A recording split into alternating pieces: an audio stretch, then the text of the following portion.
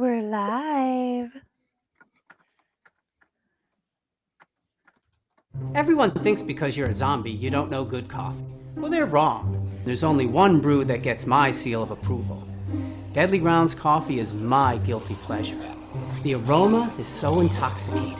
It brings all of my neighbors out of the woodwork. Deadly Grounds coffee. Coffee to die for and zombie approved. It's good to get a little deadly. Use the front door! Oh, they're so disgusting.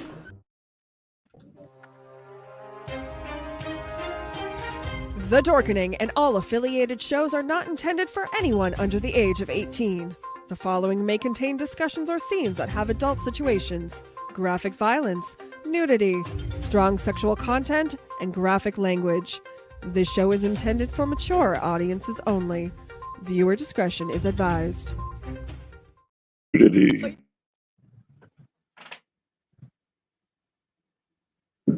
You're watching Tanner's Haunted Secrets on the Outline Network. What they say.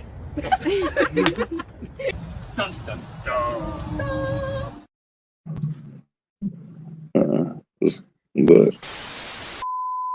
There's a secret sound hidden deep within the center of the earth. Until you listen closely enough, you can hear it. And it sounds like razors through flesh.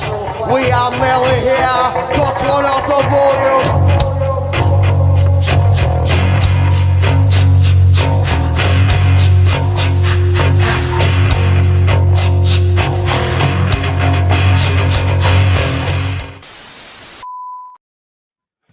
Hello, and welcome to our corner of our freak show. This is Chainer's Haunted Secrets, and today I'm very happy to have Raz is here once again. We also have Friday, and we have Fred Hearn from Hell's Dungeon.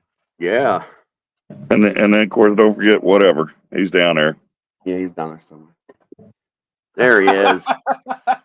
He's a cute puppy. Yeah. Last time I seen that dog, it was Christmas colored. No, you guys, hey, brother, he still got it. You got that paint stain. It is almost out. It is almost. I'm talking almost out, but no, it's you still see some red, but it's off the ears for the most part. So.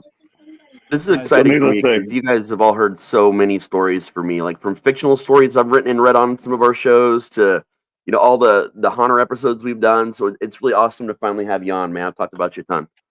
Oh, well, I appreciate it, man. Hopefully it's all good. I know like I said earlier.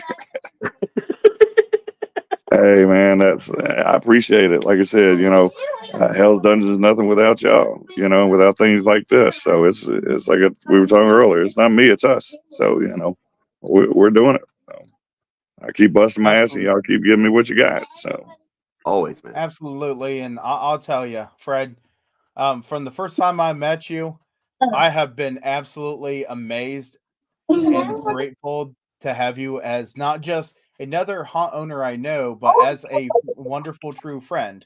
And once in a while, as a boss. Hey, I love that. Now, I'm not your boss. That's the guy. Well, on my screen to your left. That's the doctor. I let them tell y'all what to do. But before we get into Hell's Dungeon and talking about everything, I do want to tell everybody, hey, this weekend is East Coast Haunters Convention. This is a brand new haunt convention, and I will tell you, I didn't get a chance to go this year, but I'm hoping that I get to see wonderful photos and pictures. And you know what? Maybe perhaps in the future we'll be able to go to it and see how it goes. Because honestly, I can't wait to go to Midwest, but East Coast, I want to see how that gets done too. Next year, I've been threatened to the point that I can't get out of it. I need to go down the trans world. But I am super excited for East Coast to be open. So, we're going to start talking about Fred Hearn here, and well, hold on. When you talk about that East Coast thing, the good thing that those shows do is get a chance to expose the haunts that are out there. Oh, And I guess they absolutely. had their legendary tour today, and Lindsay said she felt I can't remember the name. Hell, I barely remember my name half the time. But she was talking about it. One of them, like her top 10, like first time she had seen it, was just talking about how awesome it was, and that's awesome that gives other. Well, I'm sure we'll talk about that later, but how we do it, give haunters other chance to go out and see other haunts. Yeah. Oh, yeah. Theirs comes at a price, but from what I heard, it was a pretty good one today. So, I love it when they do that. Are you talking about Lindsay Bacon? Yes. Who did I say? No, you said her first name. Oh, okay. I just wanted to make sure. Lindsay I Bacon. just want to make sure. Yeah, because she deserves a I shout can't remember. out. I think Awesome. she's with Nora and Tyler and stuff. But yeah, I think this was. Well, she went Trans World this year, yeah. But they're good people, man. They're good people. Though, like I said, I wouldn't be where I'm at without them too. And I don't know where I'm at, but wherever that is, it wouldn't be without them. But I think we just go Muppet style and travel by map, man. You just hear the music, you touch the map, and go there. Go. Honestly, that would be amazing if we could do that. That would almost be as cool as jumping in a device and being teleported. But, unfortunately, it's not that easy for some of us to get to all these conventions. I would even like to get down to Texas, and I know a whole bunch of people would love to see me down in Texas. It's just not feasible. I do have a full-time job, and it's not this. But yeah. Now let's get down to the nitty-gritty of talking with you, Fred. Yes, sir. I just can't wait to start talking about all the wonderful questions. And my first question, Fred, why would you even think about starting a haunt? I have no clue, man. I think I got into it after my father passed away. I didn't grow up watching horror shows. Candyman ruined me. That was of course Freddy and all that, but y'all know me, I can't remember movies like you all do. So I was never really into it. I actually hated Halloween because every time I'd go to take my daughters, it would storm. And first year over in Okinawa I lived, I remember Ashton had lost her bunny ears or something, I can't remember, and I had to go back out in the rain, me and a friend of mine, and look for them. And every year after that, it rained and it was horrible. But I went into a spirit store and walked by the little jumping spider, and it scared the bejeebies out of me, man. And I went and got my mom, brought her back down. She actually pissed herself twice. And so I fell in love with it. She bought me my first little la girl that's there. And man, it just went from there. Started looking into different things. I was looking at doing like an indoor bounce house business is what I looked into. I knew I was coming up on retirement. I retired in 14. My father passed away in 10. So I figured, well, I got to do something when I get out. So, and started doing dental lab and had a couple other jobs. And the whole time, just looking, buying stuff. I had my basement full before I even looked at a building, It was just something I knew I wanted to do. And man, when I first saw that basement or Hell's Dungeon, I'm sorry, that's exactly how I got his name. Is I said, man, this looks like hell. And about that time I said that, the guy who was walking down next to me said, man, this looks like a dungeon. It's pretty eerie. And just like that, Hell's Dungeon's name, literally, that's how it happened, man. And that's actually how Rufus's name I was walking down the steps one day and I was excited and I said something. I said, I feel, Rufus, that's just a good name, good, strong, name. And so them steps right there, that a lot of inspiration there. And so that's pretty much, I think I'll say pretty much because you know how it goes. It's always a lot more to it, but that's where the love of it started, But once again, I knew I wanted indoors because the first year, every year I did a little out-yard display or outside display, it freaking rained. Yep. And I said, I won't do it. I want an indoor haunt.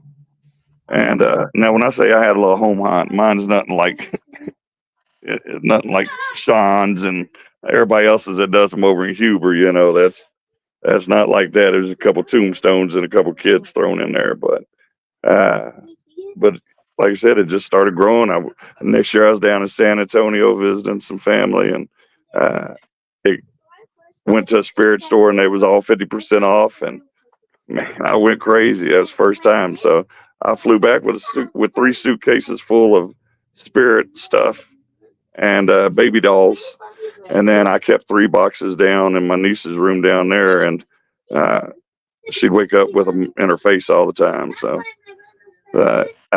and then, like I said, brother, it just grew from that until we went to Trans World.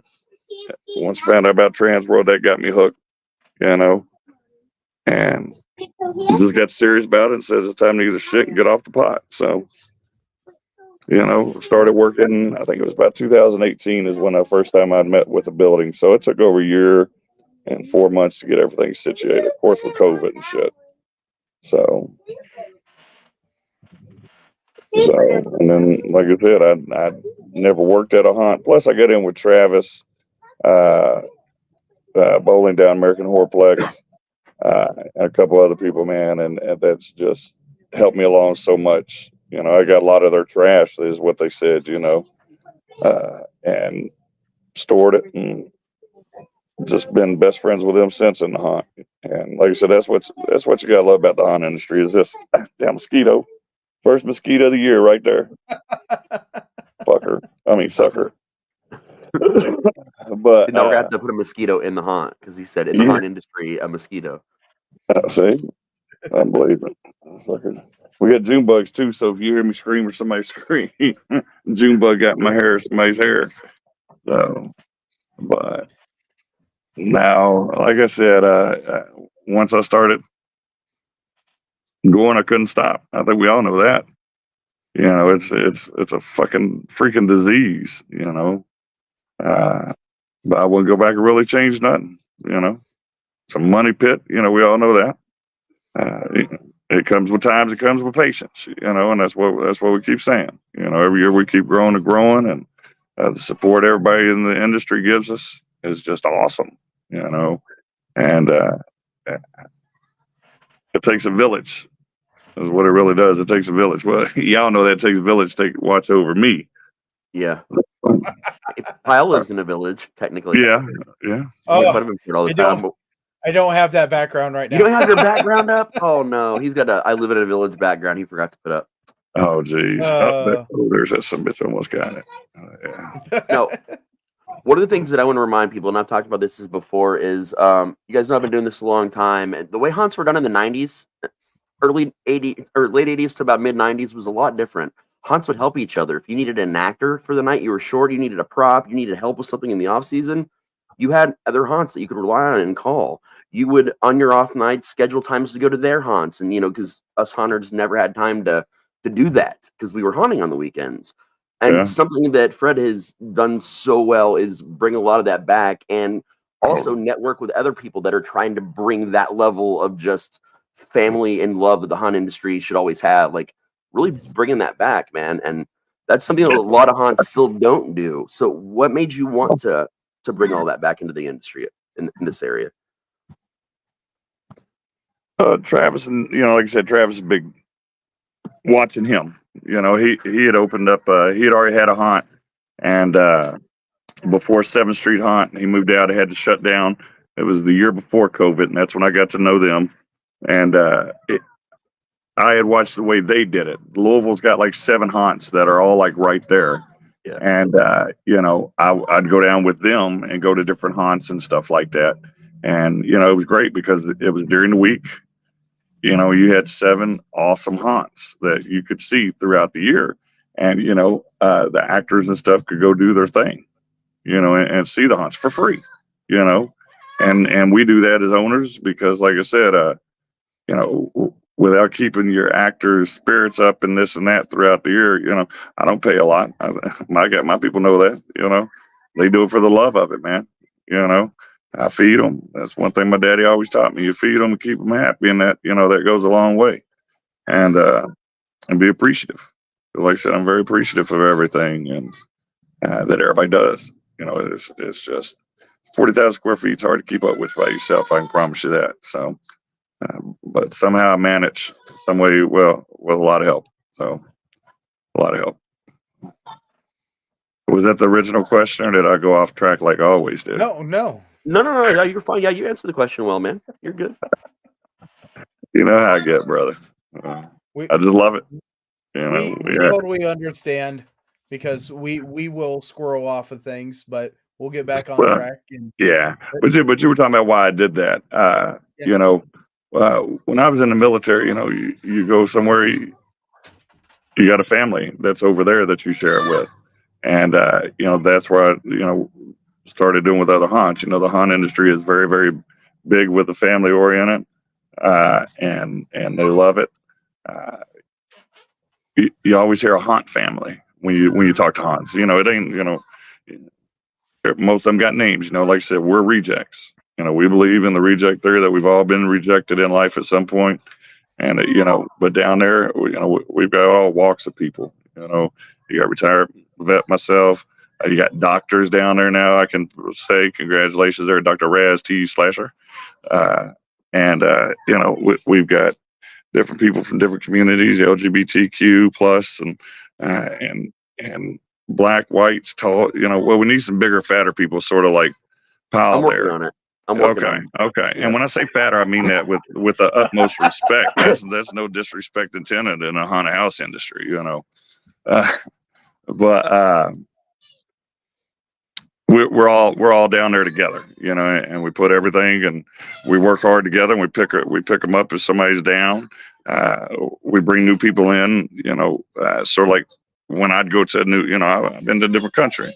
So when you fly into Japan, well, the first thing you see is Toys R Us. It's pretty much it's not as bad as what you think, but then when you get over there, nothing, and that's like when people come into our haunt, we take pride in having them come and work the first night. We've had a lot of we talk to people during the year, and they'll come throughout the year and work. And we love it because it's given that aspect, and we'll partner them up with somebody and take them to their spot, show them what's around. We don't want anybody just sitting there wondering what's going on. We try to what we call a little sponsorship, help them out. So, and that makes them feel welcome, makes them want to come back. So we get a lot of that. We even pre-write like a bunch of dialogue for all of them coming in, so they're not nervous about what to say. I mean, I got to say, out of all the haunts that I've been at or like gone through, I feel like we provide an insane amount of support from like you said, the second you walk in that door, it's all hi, how you doing? What can I do for you? How can I help? Yeah, no, I've talked to other haunt owners, and I've always said you'll never have a script word for word. You don't have to listen to the same track every 3 minutes, So basically what I mean by that is we have a lot of freedom. We'll let you play some music, blast it, rock it. I don't care, you be in the hospital scene and you jam into something, I don't know. And, but have fun with it, and then we do a lot of not ad-lib, but impromptu work. That's one thing that, I'm best for. But we keep them on their toes. It's never the same show twice. It's never the same room, the same exact way every time. And I had an owner said that's what he tells his people. Here's the 3 lines you will say every time. And here's the music that you will listen to that repeats every 3 minutes. And you will do that all night long, whether we're busy or not. No, we won't do that, and there's nothing wrong with it. Don't get me wrong. Every haunt's different. So, and I will tell you, go ahead. I will tell you without a doubt, my crew loves coming down to your haunt. My crew loves acting along with your actors. They just absolutely feel like part of the family when they come down. And it's always a toss-up when we get a rain day. Are we going north or are we going to go south? And it just depends on who can all go. Yeah. And the great thing is that you guys run starting before we do, and you guys run after we do. Yes. Yeah. Well, last year we've had a lot of great support from the haunt, industries from the get-go. People coming in, like I said, Max has been, with my number one fans and stuff for a while. And, he's the one that really helped me. Him and Fred out Face Your Fears. Fred told me about him. And then, of course, like I said, it turned into meeting a lot of you all and stuff like that through Max. Damn, I went blank there, went that squirrel, just like that. Where'd my teleprompter go, damn it? Oh. There's no teleprompter with us. We just do it on the fly. No. I did not write you a speech today. No, you know me, I never remember it and go by it anyway, man. I used, when I sit there that night to go up on stage, wherever I went to do that 5-minute show, I wrote all this stuff out and I got up on stage and I just set it down, said the hell with it. Yeah. Start talking. So,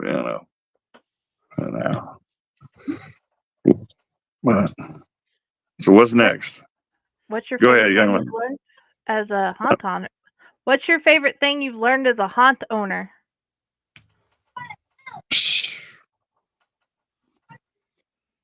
If you could build a time machine, go back. No, I'm kidding. Like I said, it's going to happen, with me. But what's the biggest thing I've learned is, and the industry's opened my eyes up to a lot of things, I'm from Kentucky. I didn't have a lot of beliefs, or I ain't gonna say beliefs, because it's very throughout the military. Things you meet people and you fall in love, or as a friendship and stuff like that. And you just build those, and just really, like I said, being really able to accept things of who they are and going on. So and they accept the same for me. Nobody's perfect. We all got our flaws. We all got mistakes.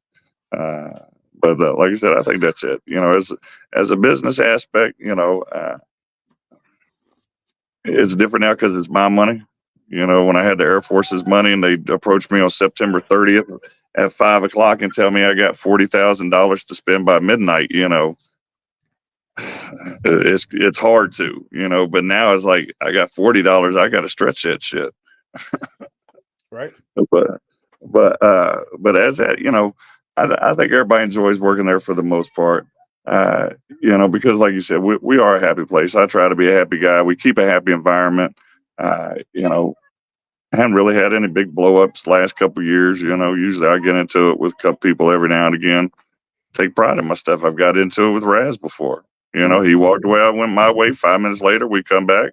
We talked about the situation we needed to handle, walked away, and it was over, and that's because the passion of the place, it's the passion that they put in. And like I said yesterday, I said I needed our muscles, to come in. Poor old Rod's about 95, and he showed up, but just the call of needs and stuff like that, if I need something, the way people jump in and help out is really appreciated, and I was, like I said, our first day, Raz, you remember trying to get our permits, our first day. We had people on the roof that were doing job interviews because he wanted to come over and help and saw what we had. We had a elevator guy come back up from Cincinnati, leave a job to come back up and get our elevators going so we could get our permits. A1 and our electrician, man, I got pictures. We had like 20 different company cars out there our opening day. That fire alarm, man. Yeah, the fire alarm. Yeah, that's at night. Yeah. And that fire alarm panel and stuff. But, and the city's been good to us. We all know me and Carnage and hate it for them. But the way the city's always fucked with them, they've always fucked with them. Man, the city of Dayton has been outstanding to us. My fire marshal that opening day told me to leave, that he would take care of it. Because my stomach, he knew how tore up I was. I was literally throwing up, sitting in a corner in a fetal position. And they come up, gave me my permits, and I cried like a baby. And hey, sucked it up, went on and got everybody pumped up, and we did it. Very successful first night. For a brand new hunt. So, yeah, that's what you were talking about. Why we open up, stay late, and stuff like that. Because of the hunt. We were going to stay or open up a week later this weekend. And when I started talking to people about it, like, oh man, we don't open till the same weekend y'all do this year. Yeah. You all normally open up the weekend before, so we love to come and watch you all. or to check the show out. That's their chance to get in once again.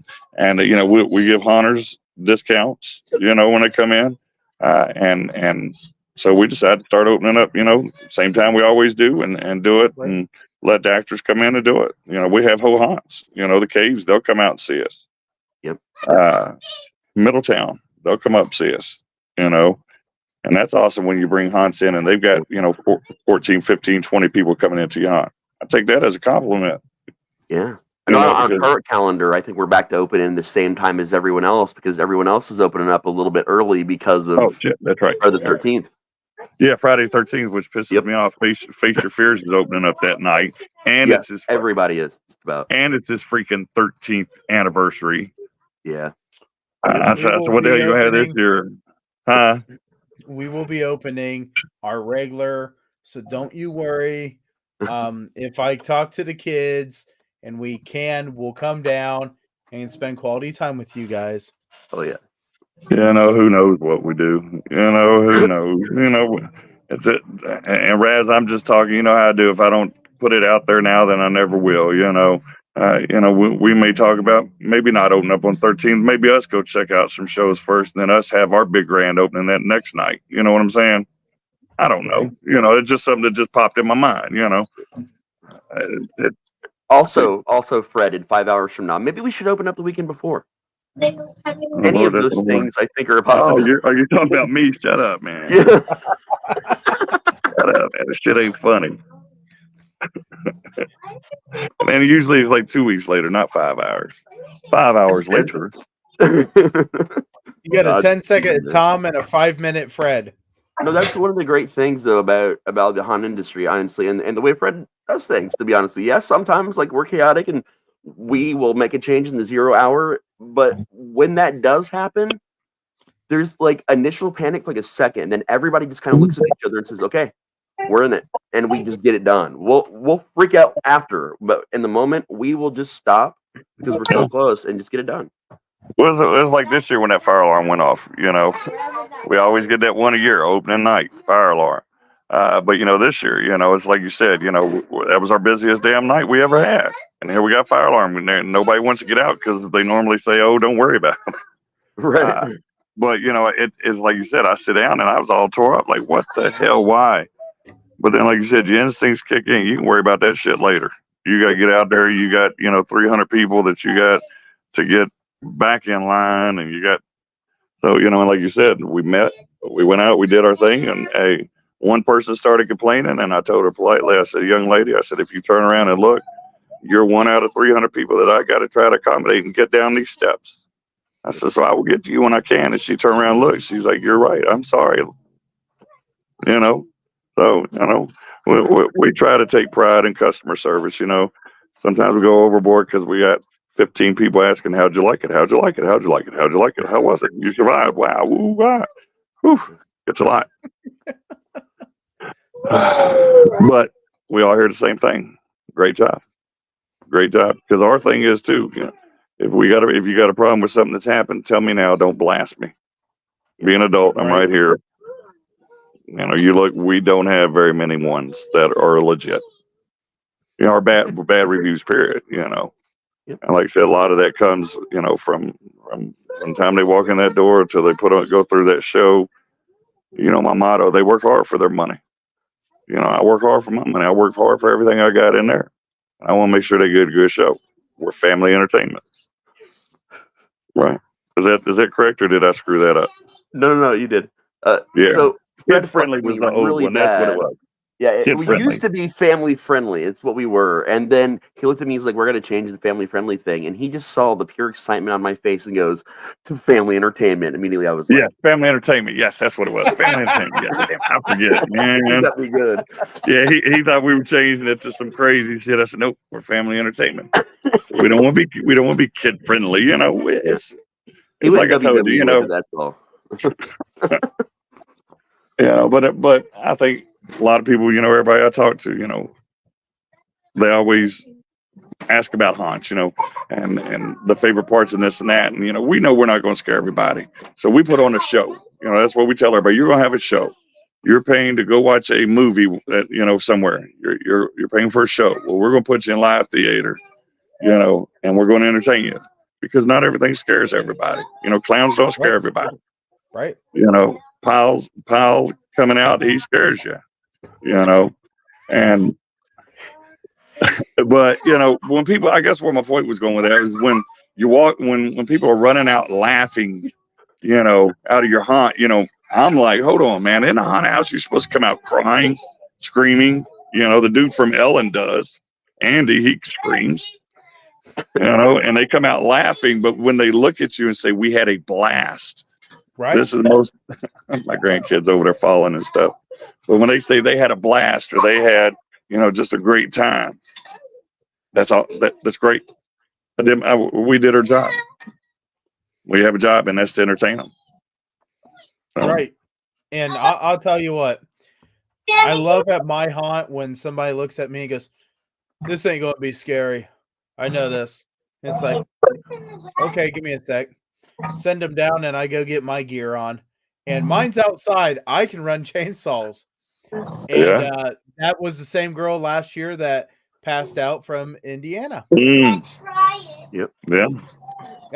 I can do some things at my haunt you guys can't do. You're right. At your haunt, I modified myself to include Grandpa. And man, is there a lot of Grandpa on the floor. Yeah. Well, now Grandpa's probably paid it into the floor. He permanent, yeah. He ain't been swept. He probably sitting in some damn sticky ass, nasty ass trash water. Yeah, for right now I'm not happy with the look. But it's a haunt. We work hard, we do what we do, Right. Y'all know me, and I make a hell of a mess. I'm building a Nerf arena, and we're going to try to do some birthday parties and stuff in our queue line, and but it's hard trying to figure out how to integrate that as well into the queue line. How are you going to turn this Nerf arena into a queue line? So that's one thing's got to figure out. It's always there's always decisions and choices that have to be made. Right. Just on the littlest things. So, yeah, but it's awesome. Yeah, I try. So we were going to get Sean in here, but he's decided that you're doing a good job, so he's going to let you have it. Oh, see how he is, because he was just talking about how he's been seen by thousands of people. He gets on news every now and again. Yep. But yeah, he told me, "Jeez, little sucker." Is he the one that always wears the sunglasses in the back of the live interview?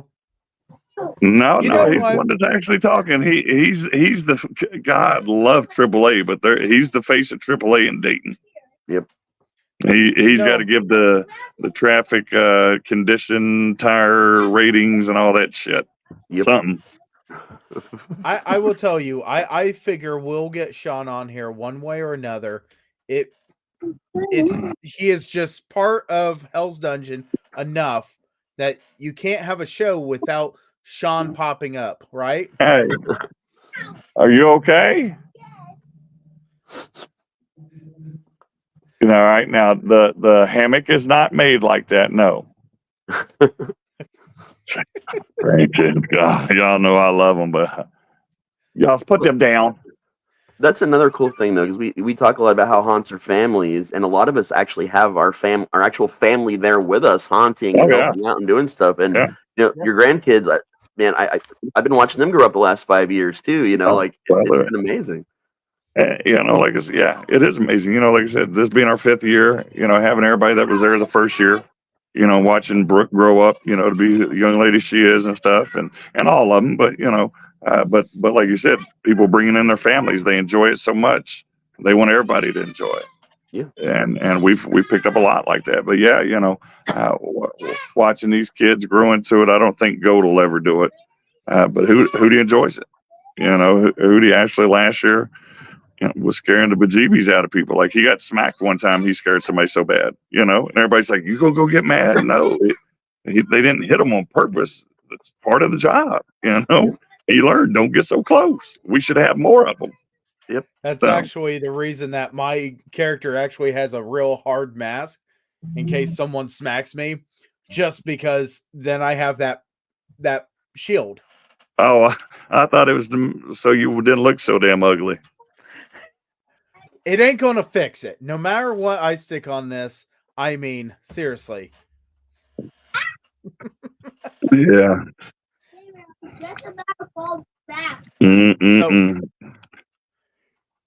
So, What's up? I gotta know, Fred. What's up? Through all the years that you've been doing this now, All four. All four. It's still. Hold on. What's the date of the day? Hold on. It's April 26th.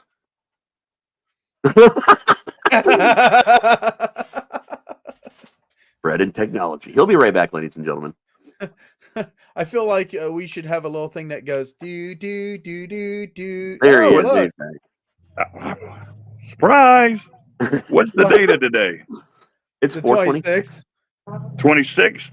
Yeah. I think today is 4-year day of I got the keys. Oh. I honestly, it's the 26th or the 28th. But I'm thinking it's the 26th is the day that I got the keys to the hunt. We were supposed to get them January 1st. Of course, that didn't happen. So, yeah. You want to talk about excitement now, building a hunt and during COVID. You know, like I said, we were supposed to get everything January 1st. I got my keys 4 years to the day is when Hell's Dungeon started. And that's exactly, like I said, when my hunt experience started. And then, like I said, the last day we had everybody there helping us. We got our permits. I think it was like middle of August. So we basically finished out all of our walls and decorating within 33 days after to where we opened. It took us 33 days after getting our permit to open up, man. And that was teamwork, you know. And that first year, man, you know, we had some people leave us, you know, but it is what it is. You know, I'm not mad. The hunt wouldn't be what they were without every person that's come through, you know. That's true. So I'm very appreciative of it because people are getting paid little or nothing to go over there and do it. They're doing it for the love that throughout the season and stuff. Don't get nothing, you know. Poor old Sean, I don't think I paid them but one time. You know, I pay him with my friendship though. That's true. You pay him in food, don't you? Yeah, lots of food. Seriously. Yeah, lots of food, man. Yeah, but not like I said, it definitely takes a village there, you know, between makeup and I think we got 6 on a good night, some nights. Yeah. We got costuming, we got like I said, props and stuff like that. People behind the scenes that you don't see, you know, we're running 5 to 6 security guards and 2 ticket, and you know, it's a lot of people.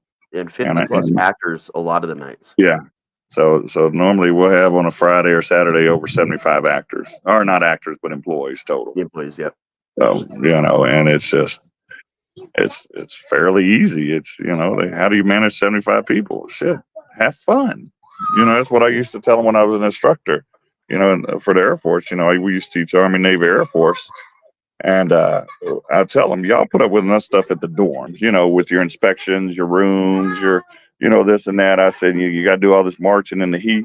I said, when you're over here, I said, you're here to learn. That's what you're getting paid to do. I said, but you're going to have fun.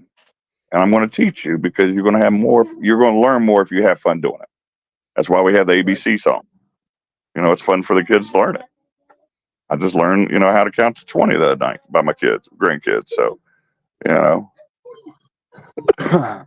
That's another cool thing too, is because when you've got a lot of like veteran actors that have been doing this forever, people that have become vets because they've been with us for so long. Yeah, I was gonna say we ain't got very many veterans, but we've got veterans of our hunt. Yeah. Yeah, we got some veterans and a lot of veterans of our hunt, and like he was talking about earlier, how when if you're new there, regardless of your position, everybody's on you, wanting to meet you, get to know you, help you out, and it's just knowing the right people to put where throughout the whole building. You know, it just, there's not a lot of management in that way to be done because everybody's just of the same mind. Everybody knows what we need to get done, and you find those people over time. And that's what I've always said. Being an owner, you know, you're looking down at everything. To me, it looks like as my you put it in a military way with your flights, your squadrons, and this and that, or you can put it in, a jigsaw puzzle. You build the borders out, and that's securing your haunt. Then you start putting the integral pieces in the middle, and once you get that management lined up where you need it, then that's where the pieces start falling. And as the owner, to be able to look down and see everything come together for the common goal, I don't tell them how to do the job. I try not to. There's days I got to step in and say, hey, this is what you need to do. Most of the time they listen. Sometimes they say like that and go on, and we just deal with it, But to see all the pieces go together, and then, like I said, to see the people come out laughing, smiling, joking, leaving us reviews, that's the best part. The laughs like this. I don't know if you hear my grandkid over there, but hearing him over there, I love laughs, man. And but to see them come out like that, like I said, it really puts that whole puzzle together, man. And some nights it's a 1,000,000-piece puzzle, some nights it's a 10-piece, and things are different. But we've never really had huge big failures besides fire alarms. Yeah, and I blame that on Sean. What is like your favorite story about the haunt, or something that's happened there, or come out of there, or what have you? Oh, jeez. You already know my favorite is Dr. Apenhumper, and I've told that story like 2 million times on different shows. Yeah. Hey, we got Rob in here now too. Hey, Rob, how's it going, man? I told you that you talking about old veteran. He heard you. He said, "Oh shit, man. I got pee." He said, "I got to pee. I better get up for the 5th time tonight and go check it out." Hell yeah! He's somebody I love. I even love learning things from whenever I get the opportunity, man. Like, yeah, that's what it is. No matter how long you've been doing it, whether it's someone that's been doing it longer than you or a new person coming up with a new idea, the opportunity to just always learn new shit is my favorite part. Yeah. Yeah. Well, I don't know, man. I can't really say a favorite story because, like I said, being the owner, there's just so many different stories you see, so many you're a part of. I come across something today, Hootie found, like opening year, opening day, 2nd year, when I busted my head open. Third year when you busted your head open. Yeah, 3rd year. This year I didn't. It was Sean's mouth or eyeball getting busted. But yeah. But just there's so many different stories. It's I always tell people it's not about me, it's about them, and I try to mentor because it's I did that in Air Force. I did a lot of coaching and stuff, and mentor kids and stuff, and throughout the years, and that's something we try to do down there too. We try to mentor. We've got one right now that I'm not gonna say I talked into, but I had lots of talks about him going into the military, and he's in the Army now. I try to talk to my kids about it, because we're not all smart to go to college. We don't all have the money to go to college. I could have went to college out of high school, but I told my mom and dad, I'm not going to waste your money. Give it to me and I'll smoke it up before. No, I'm kidding. But getting them to do that and just getting them to get jobs. I just see, like I said, I see all kinds of success, stories. We could just go on and on, man. Like I said, it's so proud when you go up to, you've seen somebody for 3 years grow up and graduate. They're in college, and then you roll up to get a sandwich, and they're working, at a fast food restaurant. Because they know they got to make a living. They can't just sit back. And they look at me, thank you. Thank me for what? Just for those talks that you have to make us want to do something. And be something out of ourselves. So that's one thing we try to pride. You got to push others harder than others. Some you ain't got to push. Some you got to push hard. And that's what we try to do. And it's not just me. It's not just me. The man right there does. Doctor does. Sean does. Of course, Keisha. We all try to take care of them down there. We want parents, because we do have a lot of kids. Our young ones, I should say, not kids, but a lot of our kids are growing up now. Yeah. Then that's what's great is because we're watching them grow, and now they're turning into all these actors that we need. We're getting Matt's starting to get bigger and uglier every year. He is, man. So we've watched him grow from that little guy that hits you inside the head with a hammer or a shovel. Fucking shovel, man. I still won't let him hold a shovel to this day in any situation. Crazy. But but them turning into our veterans now and taking on leadership roles and being leaders to the young ones and stuff, man. Like I said, that's what I love. That's what I love, because that's what I enjoyed, being in the military. When I was in, I'll tell you a story right now. I got a young man that I was his first instructor as he come out of basic training and stuff. We didn't get close, but he was a young airman. He's retiring this year. I've watched him throughout his career progress, the journeys he had in life, and the things that he's done. And that was before that was the don't ask, don't tell. But we all knew, you know, okay, we got you back. You're doing nothing wrong. You're working. And but just watching him throughout his career, doing everything. Now we got Amy. See, Amy, my first now. Amy, she was my very first hire. And Caitlin, my daughter, had put something in, struggling in Dayton, and me and Jessica, we had interviews, and she come in, and she was our first employee. We hate to lose some of our employees like that, but when they got a life, she had to work. Right. But that's still the family. Sees us when she can. So. Hey, Anna. Anna in here as well. But yeah, no, I love it, man. Like I said, I love it. Everybody's got different stories in down there about how they got to where they're at, but they know where they're at, don't we, puppy? Huh? Don't we? So I will tell you, one of the coolest things at Hell's Dungeon was your guys' awards banquet. And I think it's great because you guys come up with some of the most creative, crazy ideas for names on these awards that you could ever ask for. And once again, yeah.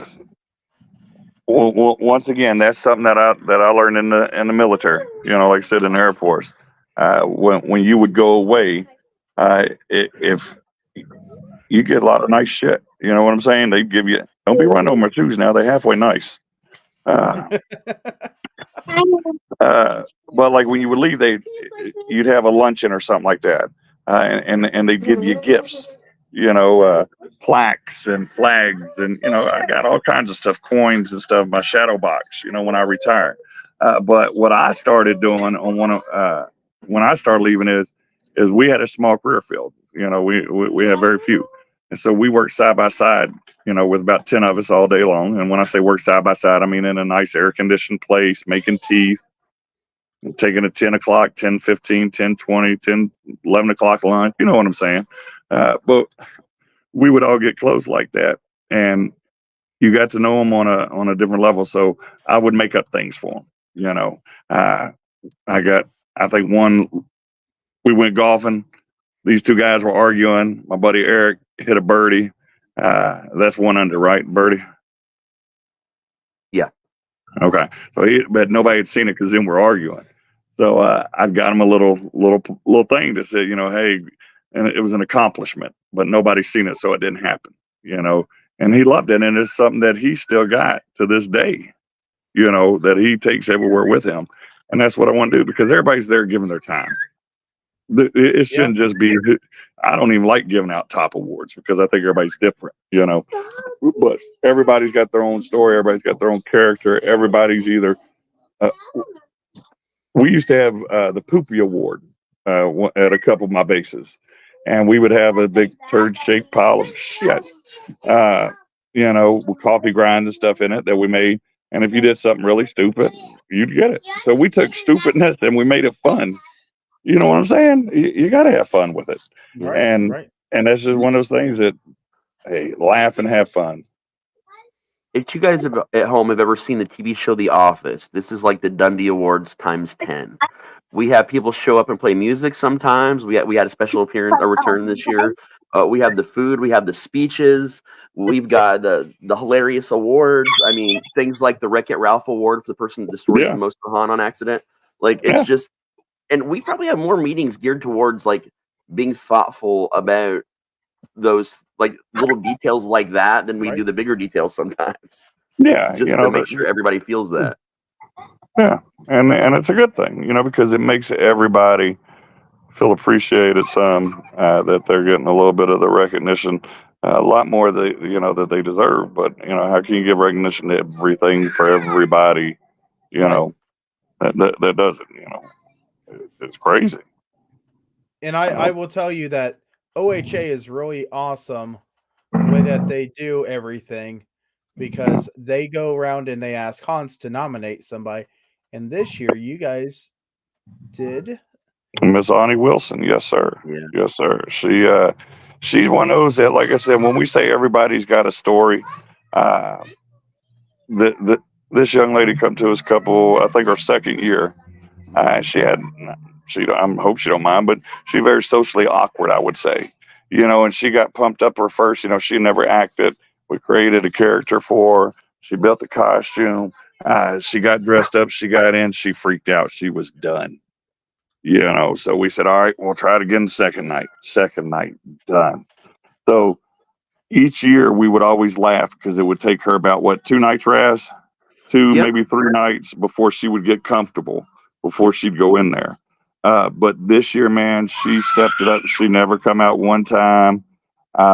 She loved it. She put on an exciting show. The power, the energy that she had, and what she actually was able to work. I love to see people mentoring without having to be told. You know what I'm saying? And seeing her, hey, now quit screaming like all that. You're gonna wake up the neighbors back there in the backyard. My dead ones. He got boogers coming down his nose. I don't even know what I was talking about, man. These grandkids get you. We were talking about when people take leadership roles, Ani not and even stuff being like that. needing to be asked. Yeah. And this year there was no hesitation of working or anxiety, on anything. She stepped up to take over, part of our costuming thing, which this year, we've talked about. She wants to do a lot more with it. Said she's got some plans and stuff. And like I said, just to see her and the way her brother has come along, who is just Carter. Like I said, same way, socially awkward, this and that. But this year, Sean and Crystal, they didn't want to work for a couple weekends, so they took vacation. And Carter stepped right up and jumped right in, and we miss Sean, but it was a lot easier to do it without having Carter there. And like I said, that's what I love seeing. Our people, our rejects, are coming out of their shell to be who they are. And for the good, for the good. We, like I said, we've got lots of youngins that who knows what they do or what, but now they're playing sports. You got female wrestling and I don't know, it's just awesome. Another thing I wanted to bring up was the homecoming dance that we do. Yes, for the young ones. Yes, that is something I have nothing to do with. That is, oh Lord, I got a little puppy. It was during our first year, Keisha, Michelle, and Randa came up with this cool idea to throw a homecoming for the kids because it was COVID and there were none. And it became giving something to them they wouldn't have otherwise be able to had. And then every year we've talked about it and we've kept it going because it's like a staple now. Even friend haunts that have the younger kids can come. It's one of those things that these kids, a lot of them won't go to prom because they don't want to miss it. Homecoming. Or homecoming, homecoming, or they dress up and do something. So a lot of them will say, we want to work, and I encourage them to go. That's your, if it's your senior year, I don't want you here on homecoming night. I want you there because that's something that you're only going to be a senior in high school once. You're only going to be homecoming. So go do it. But when they say no, they want to be here.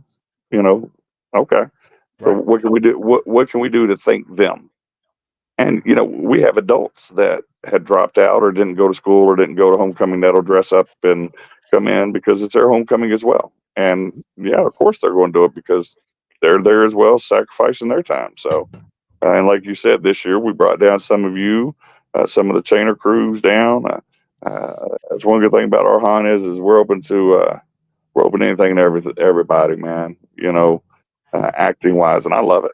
That I love to see the haunts. I think this year, what did we say at the Valentine? Was it 8 different haunts that night, and veteran actors or that wasn't associated. We had eight different places represented it. Mhm. And to have that in the middle of February, you know, and people just loving it, you know, and it's free. It's volunteer. I'll feed you. Come on. But that just shows how much people just love the haunt industry. You know, one that they'll come up and do that and have a good time like that. So I've definitely ever, like, other than the JC's in Heber where I started back in the day, I've never worked at a haunt that did a banquet, or even then they didn't even do a homecoming or a dance for us or anything like that. It's like to do like this kind of stuff. It's just it's those step furthers, because like you said, you know, we don't necessarily pay a lot at the dungeon, but we do a million times more than a lot of haunts do for their folks. You know, the feeding them, we help them design their characters. You know, we do all their costumes, their makeup for them, and we do other fun events too. We get together New Year's sometimes and bring Pile Down and cook. Yeah, we've had last couple of New Years. We've had I think we watched Ohio State get beat one year in a championship. You know, last year we did that cookout. Was it last summer? We did a cookout or summer before. We'll probably have one this year. You know, and I feel honored and privileged when these kids are growing up that's been with us. You know, will ask me to come to their graduation party, or walk them down the aisle. You know, I got asked. So me and my fellow, he's the doctor, get to walk down the aisle with his lovely daughter Brooke. You know, and that just means a lot because people, you know, just. Can I do these yellows for you? Squidward and SpongeBob are getting painted. Come on. Well, I can say that we are always excited to come see what's going on. I know we came down New Year's Eve to celebrate it with you guys, even though my wife Maya forgot exactly why we went down to begin with. She legitly did. She absolutely. I said, well, it's almost midnight. She goes, are we leaving? I said, I would like to wait until midnight. And she goes, I don't understand why. And that was the whole thing. Yeah. See, all this hour we ain't even talked about the inside of the haunt one bit. Yeah, we're going to get to that here in a minute. Yeah, for sure. Okay. We need to, man. Yeah, I was going to say with that now, you know, I talked about getting us there, you know, and this and that, but I wouldn't do it. I'd do it all over. You know, like I said, this is something happens like this, you know, keep on trucking. You know, like I said, you know, my heart breaks for me and them, the work they put in, and knowing I think every day the same way. It could be me, tomorrow. And that's why I just, like I said, the rejects are good people, man. Good people, and the way they come together for the haunt. It's not for me. It's what I tell them. It's for the haunt. You know, and the way everybody comes together for that, man. Just like I said, it means the world to me. It means the absolute world. Because, like I said, I enjoy people. I love people. I can talk to people. I'm a hugger. I think everybody knows that. Yep. So you know, and I just love watching people grow and friendships and everything. So. I guess I get old and I get a little sappy in my old age. Now, I know we got to hit our commercial break here really quick in a minute, but we do have a couple last questions for you when we come back. Fine. Yeah, ain't no problem. Yeah, I got a little bit. Okay, cool. We don't want to keep it too long, man. So we'll go ahead and do the commercial break right now, and we'll have Fred when we get back.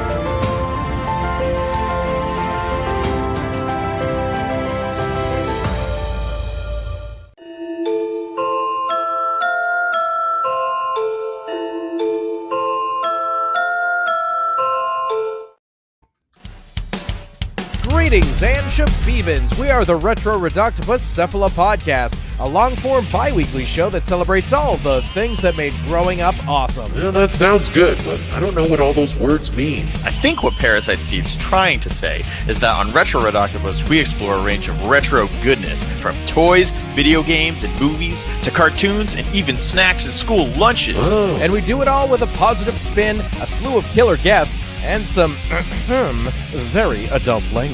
And you know what else is cool? No. This crazy show is part of the Dorking Podcast Network with new episodes every Tentacle Tuesday. What's that? And if waiting 2 weeks for a new episode gives you a sad, know that we drop bonus episodes all the time, like the off-format Crow's Nest and an interview series we call The Brig. You can listen to Retro Reductopus on Apple Podcasts, Spotify, Stitcher, or any app that's cool enough to carry the only show that celebrates all the things that make growing up awesome.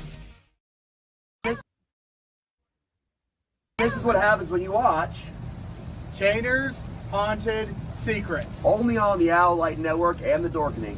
Dun, dun, dun. And in case you guys were wondering about like the musical background there, that's Ron and Matt doing the bass voices, and actually Mia from Carnage doing the high note. Oh, I can believe it. Mia's a trip. Did y'all see she's at her 100th year anniversary class reunion of her down there in Florida? 100-year anniversary. 100-year class reunion. You know, mine was last week, and I chose not to go because I had dinner with all my chainers, and there was a couple classmates asked what I was doing, and I said I haven't done a single thing with my life. Yeah. There's something I desperately need to point out right now. We got Gwen, aka Carl, aka Bob. I'm pretty sure that is me in the background of her Facebook, and I do not understand why that is. That's weird, man. I just saw that for the first time. What is it? Because I can't see. Oh, it's literally a picture of her with me in the background that she took at the awards banquet for Chainers. And yeah, background now, I guess. Yeah.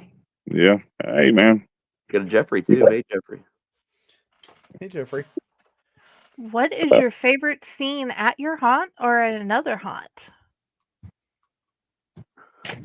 My favorite scene, I think, is it was Booty Baby Boy, but everybody forced me to, retire. Raz. No, I like it. No, I think the newest one that I like. And once again, how are you gonna ask me that? There's so much, because it's like I can't pick a room. Like I can't pick a room because I've got so many. I've got What's your favorite right now in this exact moment in time? At this exact, I'd say the new cemetery that I did. Because I did it so quick. We did it as part of the show for Valentine's, but didn't work out the way we wanted to. But it just the looks of it and stuff like that, and like I said, just the fastness of it. Getting put up and then under the pressure and stuff like that. So I think we all know, that'll probably change sooner or later too. So, but changes this year, always every year. Last year, you were talking about, I love 3D. I love art. When I say art, I mean bright colors because I'm blind and, so the darker colors and stuff like that, yeah, it's good and spooky, but it doesn't impress me as much as walking in and seeing a 8-foot clown head 6 foot wide and 3D coming at you and stuff. So the favorite section I'd have to say is my 3D. Favorite room right now is my clown section. So, or not clown section. I'm sorry, my cemetery section. I just did. Okay. So yeah, but there's always changes coming. Are there any changes you feel comfortable about telling anyone? I've not told anyone anything because I didn't, you know what I mean? Like I don't really talk about it. I don't host because I don't care. I'll tell you. Rufus is moving this year. We ain't got all the details down, but I hate to say it. We may not have our haywire back this year all the time, so we know we're losing a big ending. So so I think putting Rufus there at the end. I'll let Raz figure out where to go from there. or we'll work together to figure it out. Collaboration. But then the beginning, if you got to move the beginning to the end, you got to replace the beginning, and that's going to be. Let's just say you're going to get put in a pretty dark place in order to go down to the dungeon or down to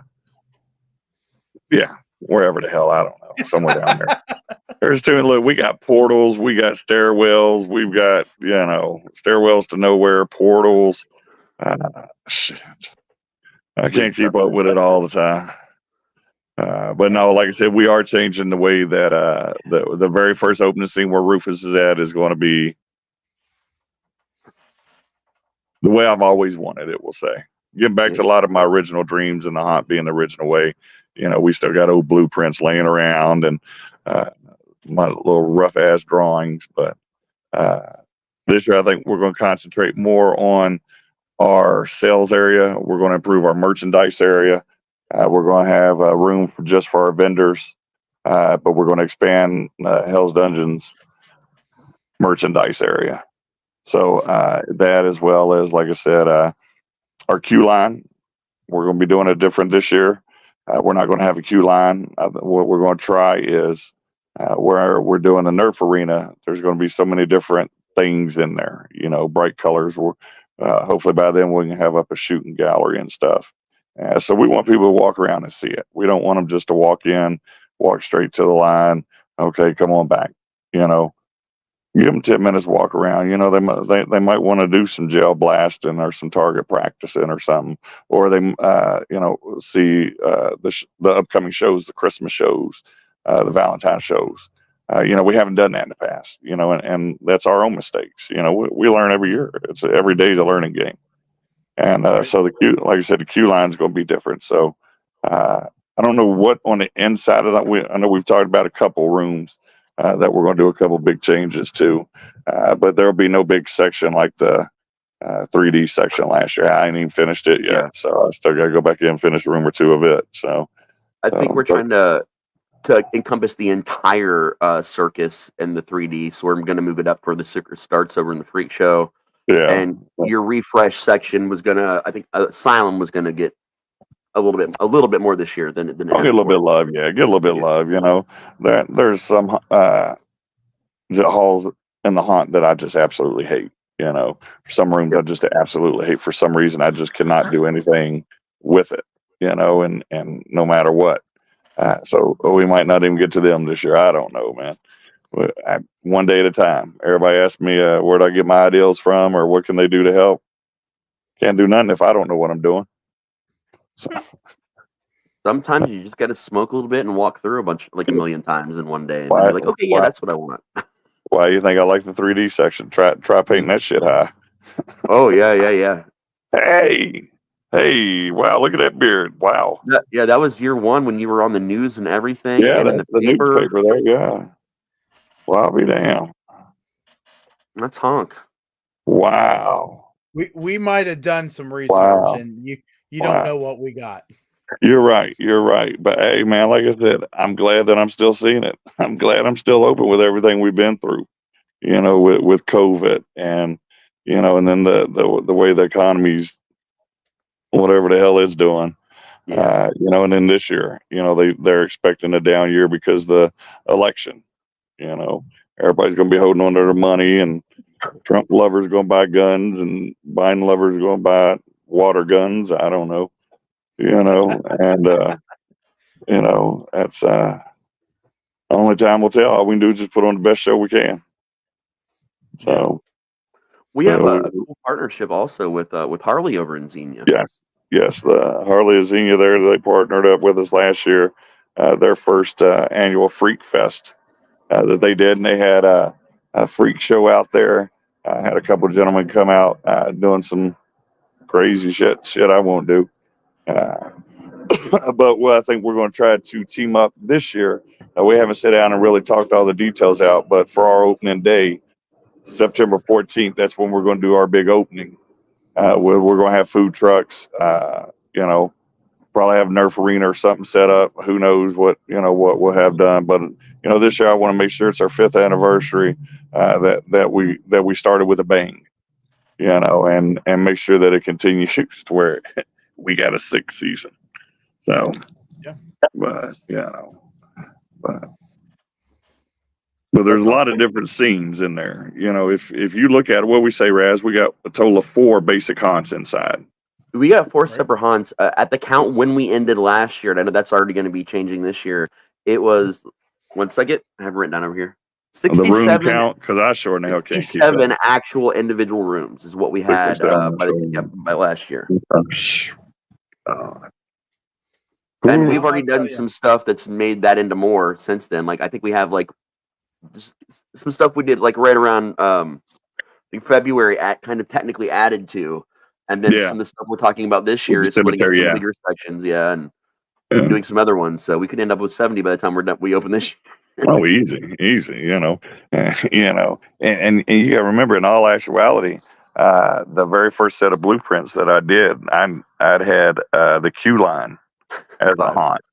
So I was going to have one in the queue line in the Main Street area, and I was going to have the big one.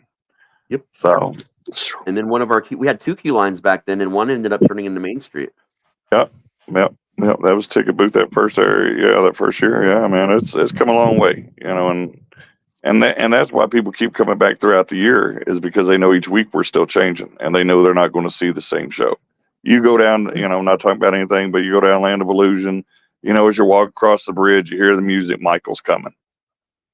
He's coming out from the bush on the left. It's what he does every year. Us, we don't know. They're going to come this year. They may even come above you a little bit. We're still trying to figure that stuff out. It's always a constant racking of brains, and what's really funny is when I'm racking my brain and then I sit down with Raz or somebody else and they're telling me what their brain's racking, and it's the same racking as my brain. That's scary, because that it's going to be badass, and that's worked out that way quite a bit. So, oh yeah, racking and rolling. A lot of creaking. That's one of the best nights though, when there's virtually no one in the building, like maybe 2 or 3 of us, and we just sit down and we start talking about something. But then we got to walk into the hunt, over into that scene to see what we're talking about and figure it out. And what was supposed to be like a 20-30 minute conversation is now going on hour 3. Yeah. Yep. Hour 3, and then that's just crazy. But hey, we get it done, man. Like I said, that's what I love about it. I don't know what I was thinking when I opened it up. I had no management team. I had no makeup artist. I had no, I had the props, and I just knew I could do it. I can do props. Hell, I already got to play it, plug and play shit. That's where you talk about Sean, saving, ourselves, the decorate first year, outstanding. Still stuff in there that I hadn't changed. Don't need to. It's awesome. It does good work, but we wouldn't be where we were at without everything. Definitely. Now this is Melissa Martin. She just joined us this past season and was, in my opinion, probably one of our most quickest rising stars. And she joined us a little bit late too. She was absolutely amazing. We appreciate you, man. I swear, I think you got more people coming in than the normal lives that we do. Well, hey, the cast and crew page.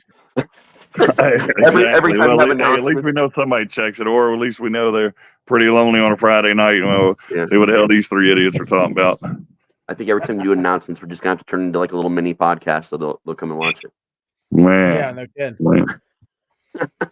Yeah, but I'll tell you. Go ahead, brother. When you guys show up in a freaking herd. Hey, brother, we don't play around. Exactly. That was the Devil's Attic the first year. Wow, y'all going back deep on that. Yeah, I remember that. Yeah. That's when we started. No, it was that night when we went to the Horrorplex that we started the Who Are We chant. Yep. So, yeah. Wow, brother, y'all did, man. And we do a Christmas picture every year. Like we do a picture for Christmas and for Valentine's Day where everybody gets together. But the cool one about Valentine's Day is we do it with a lot of the guests as well. Right.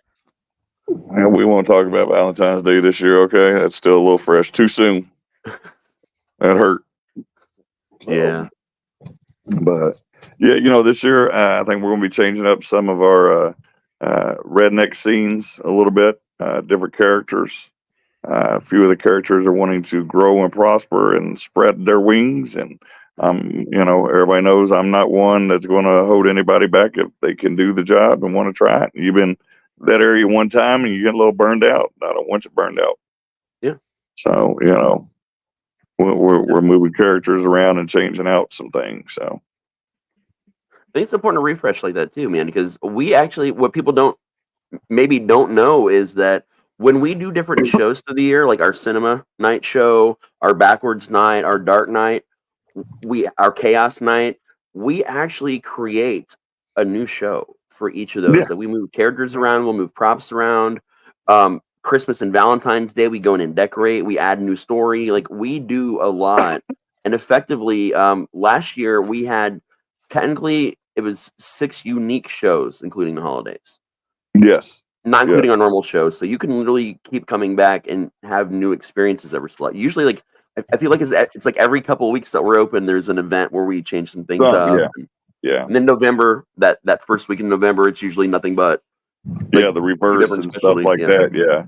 And every year we forget how we did it the year before, so we got to try to figure it out. So Yep. It's always fun though. Yeah, it is, man. And then, like I said, what makes those special shows or those other shows is the other characters coming in and pumped up, because that teaches our characters too. That's one of those learning sessions that the older actors can teach.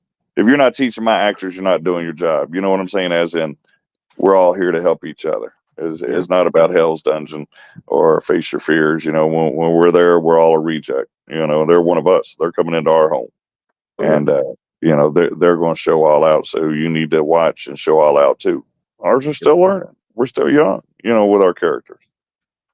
Literally, a majority of ours under what, 22, maybe. Yeah. Oh yeah. Majority of our hunters are under 22. Yeah. And like I said, Rob's the old fucker. Yep. Those same people that come in and volunteer though through the season, some of them will actually come preseason and help us teach like guest acting lessons.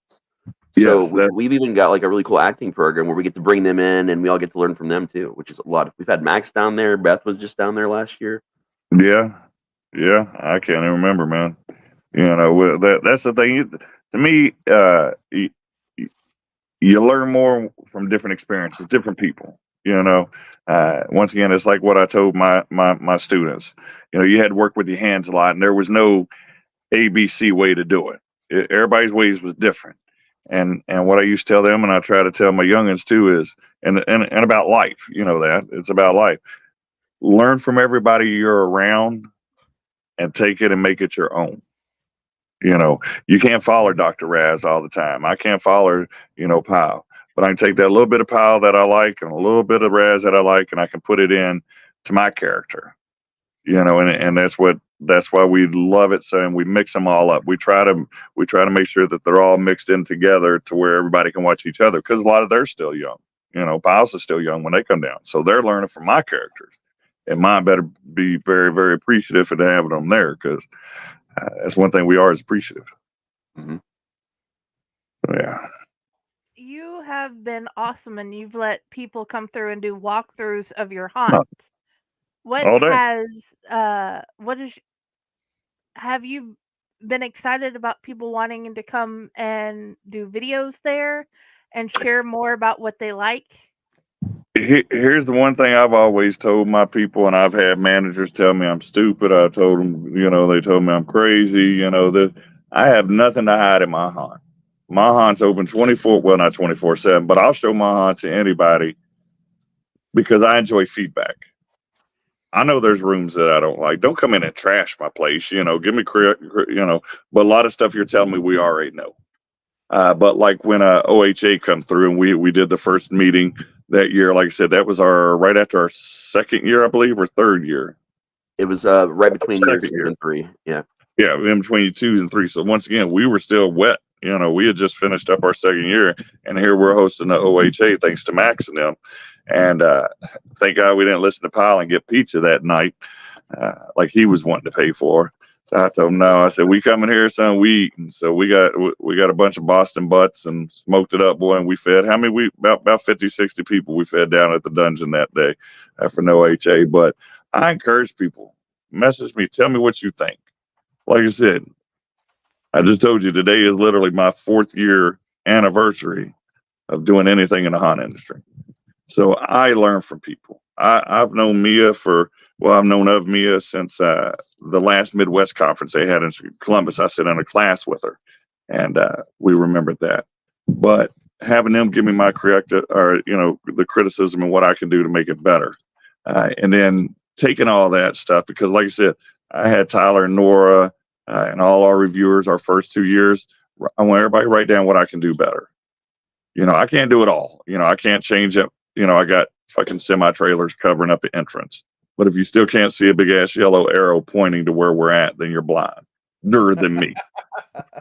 So we take everybody's criticism, and use it. Nothing stupid, Right.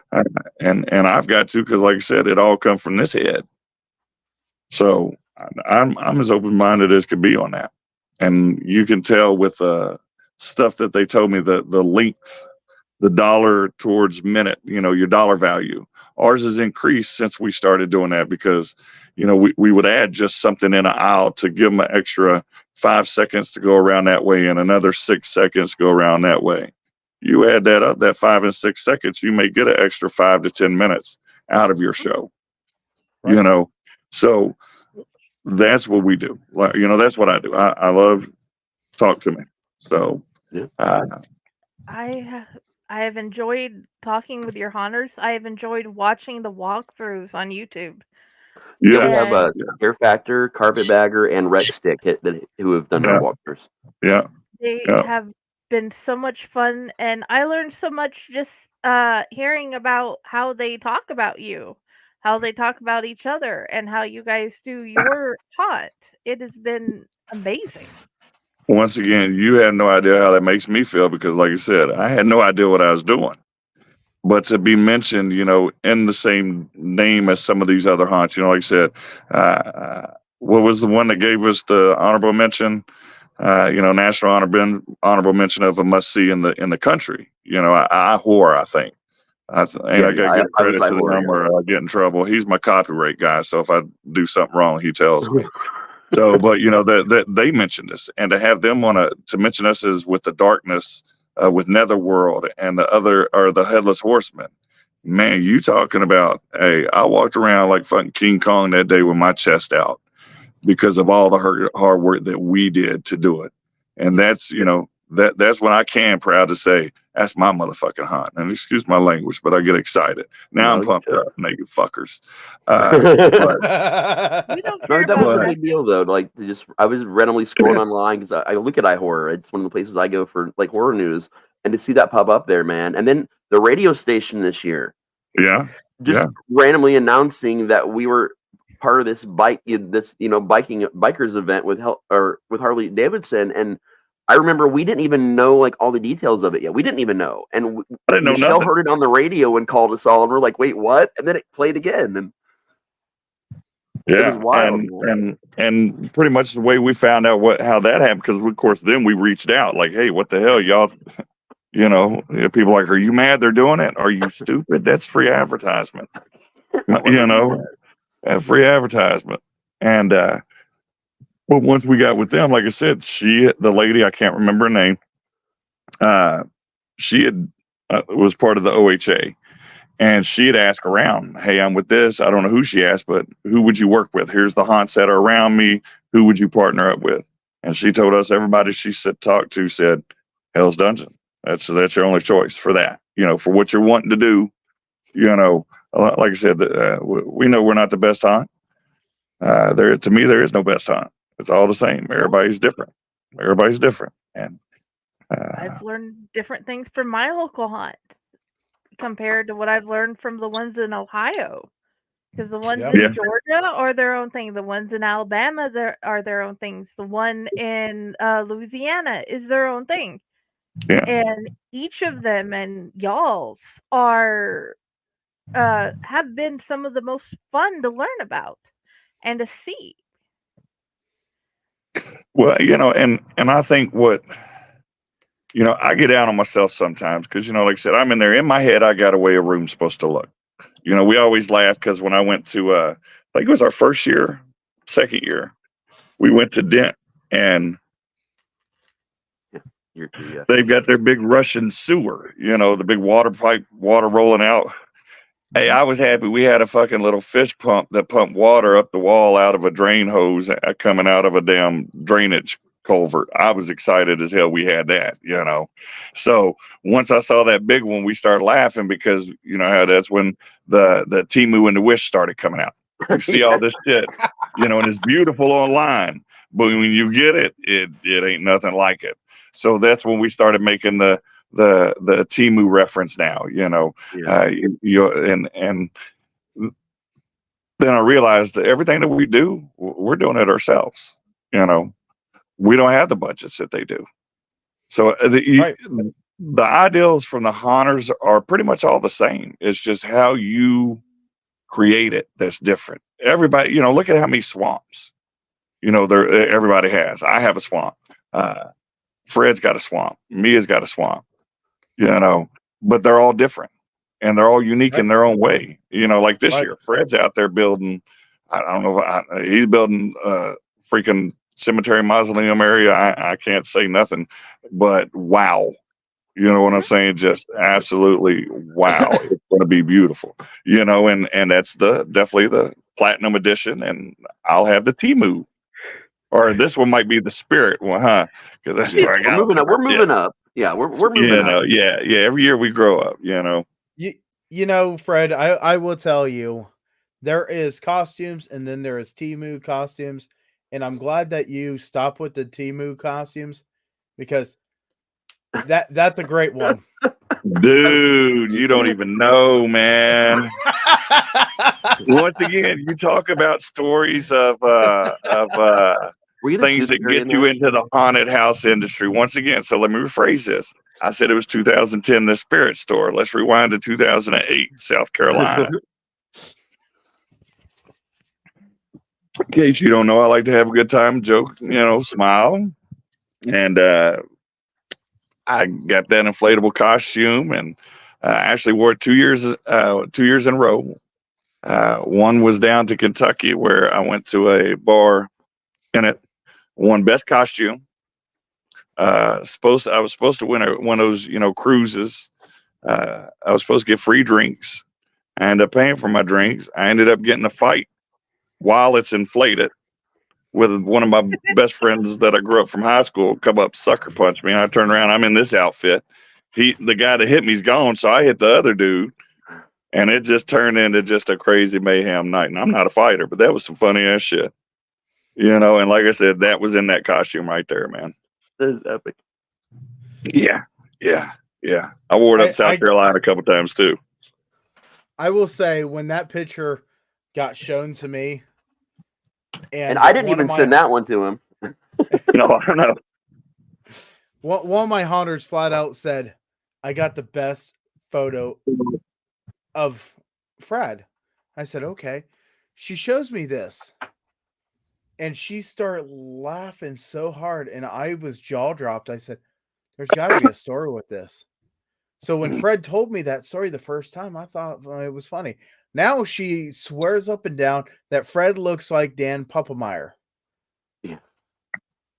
And you know me, I don't know, but yeah, everybody. I heard 3 or 4 people agree, so I had to look them up eventually. I'll put that in the Rolodex. It's in there. But no, I just gotta say, you know, Fred, you're a wonderful person. You got a great sense of humor. Hey man, when you deal with the shit that you know, everybody's dealt with their own things, but you know, deal with shit that I've had to deal with, or you know, as I'm dealing with, man, you gotta have a sense of humor, dude. You know, I put a for sale sign on my dad's coffin when he passed away. So because my mom hated the farm, always said when Dad would die, Dad always said she'll sell the farm. So before he passed away, and I talk about my dad a lot because that's where, to me, that's where I try to get a lot of mannerisms and stuff, you know, and stuff like that, and who made me, you know, he made me who I am. And damn, it's there with that fucking squirrel. when Dell's here, she usually has a squirrel puppet that she can like pop up on the screen to remind people. See, I just started thinking about my dad, man, and trying not to get sentimental. But what was I talking about, Raz? Remind me. I don't even remember right now. Did we rewind? I think we were just bullshitting. I don't think we were answering a question right now. I don't think we're. No, I was in the middle of it. It was a good story too. It was about my dad. I promise you. I'll remember it tonight. I'll get back on. For sale sign on the coffin. Oh, for sale sign on the coffin. Yes. So before he passed away, I got to spend a lot of time with him, and we'd get up 3 o'clock in the morning, smoke a cigarette and stuff. And he said, "Now look, what I need you to do is, when I pass away, I always said Mom's going to sell the farm." He said, "I want you to get a for sale sign and put on the coffin, and contact Pat Hearn, put the phone number and everything, So I said, "Dad, I can't do that." And he gave me that look. And he gave me that little shit-eating grin. I said, "All right, I'm on it." So, sure enough, before he passed away, I called in and they, I told him about. They were like, "Are you shitting me?" I said, "Look, you do remember my brother Rob?" They was like, "Huh?" And I was like, "He's the one that when he passed away, 10 years before that, his pallbearer stopped in downtown Lexington. They were driving the actual hearse. They were that big that they couldn't get in with the driver, so the driver let them drive the hearse. They stopped in Lexington, downtown Main Street, did a Chinese fire drill in one of the biggest processions that, Lexington had ever seen. So sure enough, when I told him that, he said, "Yeah, y'all like to have a good time." So sure enough, my mom walked up, dude. She saw that sign. She got so fucking pissed. She said, "Who did that?" I said, "My brother," and pointed right at my brother. And I can't stand his ass, and I hope he got in trouble. But just to see her face, and like I said, I just felt, you got to smile, man. And that's what I try to do is, keep her, try to. It's hard. It's hard as fuck some days, but hey, my mom always said you got to smile. So. Oh yeah, absolutely. I don't know where that squirrel come from, but by God, that's what we do. It is always great seeing you at different events. And I'll say that every single time. I got one more photo for you. Uh-oh. I think Rez has got a question here. Oh, look, it's Sean. See, I knew Sean would be in here. Look at that. Right. Look, his head's bigger. Damn. Damn. Yes, that was just this year, wasn't it? It was. It was. Man, hey, the hell with the pumpkin smasher. I saw him, and I did something like beat on my chest like King Kong, and I went up to him. Well, I guess he thought I was trying to challenge him in a sumo. The sumo wrestling outfit, dude, and he hit me. It took the breath out of me, and I was like, "What the fuck?" And I realized, oh, he's a sumo wrestler. Oh yeah. Yeah, that hurt, dude. That really, really hurt me. And I couldn't do nothing. I tried, "Oh, yeah, I'm okay. I'm okay." He didn't know. He thought I won. Hell no. Right. But I got to see him for a little while up at Horror Hound. I actually got some footage of him we're going to use to incriminate him as Pumpkin Smasher in the near future. Hey, good guy, man. Like I said, I owe a lot to him, man. He pumped me up my first year. That's when he had time. He would do his podcast weekly, and he just tell them. I think the first time he talked about me, he said, "Y'all watch him." He said this is going to be a good hunt, and like I said, having supporters like that of people in the industry has just really kept us going. I try to be humble with it. You got to be humble in life. So try to. Oh no. One of my favorite things to tell people is we got a plane, and no one ever believes it until they actually come through and they see the plane in Main Street, and they're like, "Holy shit, yeah!" Yeah, and it's not just any plane. It's not just any plane. This year, it's going to be Amelia Earhart's plane. We're trying to come up with a story in it, but we also are putting the 1972 Volkswagen down there. Mm-hmm. So that's at the top of the steps now, and people drove by like, "What the hell?" Yep, you just look inside the building in the glass, and there's just a car sitting there. Yeah, with a leprechaun sitting in the hood. Yeah, trunk. Yep. The trunk, which is the front. Yes. Yeah. Yep. So, but I think we're gonna try to get a boat this year. We got a boat. We need a train. A what? We have a boat. Technically, we do have a little boat over there in the swamp. Bait shop. Oh, We got that little boat in there. It's technically a boat. It's a little one, but it could float. Yes, it could float. It could float. It could float. Yeah. So, one of the last questions we always ask everybody is, what advice would you give someone looking into starting their own hunt? I'm gonna tell you, just like every other hunt owner, really, really think about it. I'm not gonna say don't do it, because, like I said, I wouldn't change it. Is there some things that I'd change if I could? Probably. But like I said, I'm a sole owner. You know what I'm saying? I'm retired. This is my life. I've flipped houses. I'm getting old, and I'm trying to bust my ass now to where I can sit back and hopefully enjoy watching it grow, and not having to bust my ass as much. Because it is a lot of hard work. It's a full-time job. Friends down Malice Manor, that's their full-time job. And it dedicates time. Fred and them, they've got a couple full-time builders, so it's not cheap. It's not cheap. It's not, like I said, I knew I didn't want indoor or outdoor. I knew I wanted indoor because, like I said, the rain. But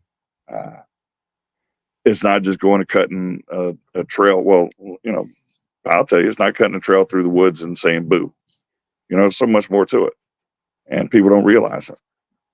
The thing that almost stopped me, that I've had so many obstacles to overturn, and that's what I'm proud of is we can face it and accept it and beat the shit. But where I'm going with that is when I was getting my initial estimates on my alarm system, they had estimated, I think it was like $36,000 installed. So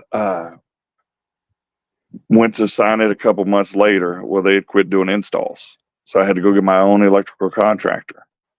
So their price dropped down to $26,000 for their equipment. So I said, okay, you figure 10, maybe somebody else might charge you 15, bring you up. I think I was thinking about 40. Yeah, dude, they hit me with $38,000 for the electrical work and $26,000 for all the equipment. I had to do something. I can't remember how I come up with it. I still thank the man above, for letting me do what I do. And it just, you come up with it some way you can. If not, I wouldn't have been able to open, and what would have been good for that. So, I had a lot of people depend on me, I feel, because of the way we are down there, the way we are a family. I do feel like, I am the leader down there. I don't show that, but I know what I've created, because everything down there is coming from my brain, and that's sad some days, but we love it, and that it just keeps everybody going. Love it, love it, love it. But yeah, that's advice. Really, really, it takes one hell of a business plan to do it. It's not simple. It's not your ABC build. There's just so many different roadblocks that they can get you for. Like I said, we know what Mia's went through with the city of hers. Like I said, I went down to the city 4 times before and made sure that I was best friends. Shaking hands and kissing babies. That's what I tell people we do, and that's not anything disrespectful, and that's not a fake thing. I'm not fake by any means when I go meet people. I'm truly truly that way. But I like to talk about it, and I wanted to make sure that the city didn't mess with me. And like I said, the city has been great to me of Dayton. So you definitely got to know your city. We had a guy up in Xenia try to say he was going to open, and he didn't get with the city, or the city told him no, and he tried to go behind their back. Well, they did the news article on him. City called him, said, "What the hell is this news article I just saw? You ain't opening." And that's Greene County. So you got to make sure you get with your city and get them going. Yep. And I think that was last night's Mountain Dew. I do that all the time. Yeah. Ugh. Oh, you know how I am in the hunt. I still finding Mountain Dews from last year. I'm still finding Pepsis. Well, guys, I bring it off here and get these grandchildren in bed. We appreciate. Is there anything else? I'm sorry. No, that usually that's one of. Oh yeah, you can handle the very last question, pal. Where he can be found. Yeah. Real quick, Friday, were you able to get that one? I didn't know you sent it to me. I'm sorry. Well, let me ask the question. Pal, did you get them? I tried uploading something and it would not do it for me. So no, I sent not it to that. her. No, it was something we sent you. Did you get them? What'd you send me? These nuts. I knew it was coming. I knew it. Got them. So, real quick, Fred, where can we find you? And then we just might play a video as soon as you're leaving. Well, this year is going to be real easy to find us because everybody keeps talking about, we're hard to find. We're not that fucking hard. We're in a shopping center, okay? You got the front and back. But no, we're at 3866 Linden Avenue. Going between the buildings, go to the right. This year, I think we're going to cause a little bit of controversy. Remember that one year that the clowns were seen on the interstates and stuff like that?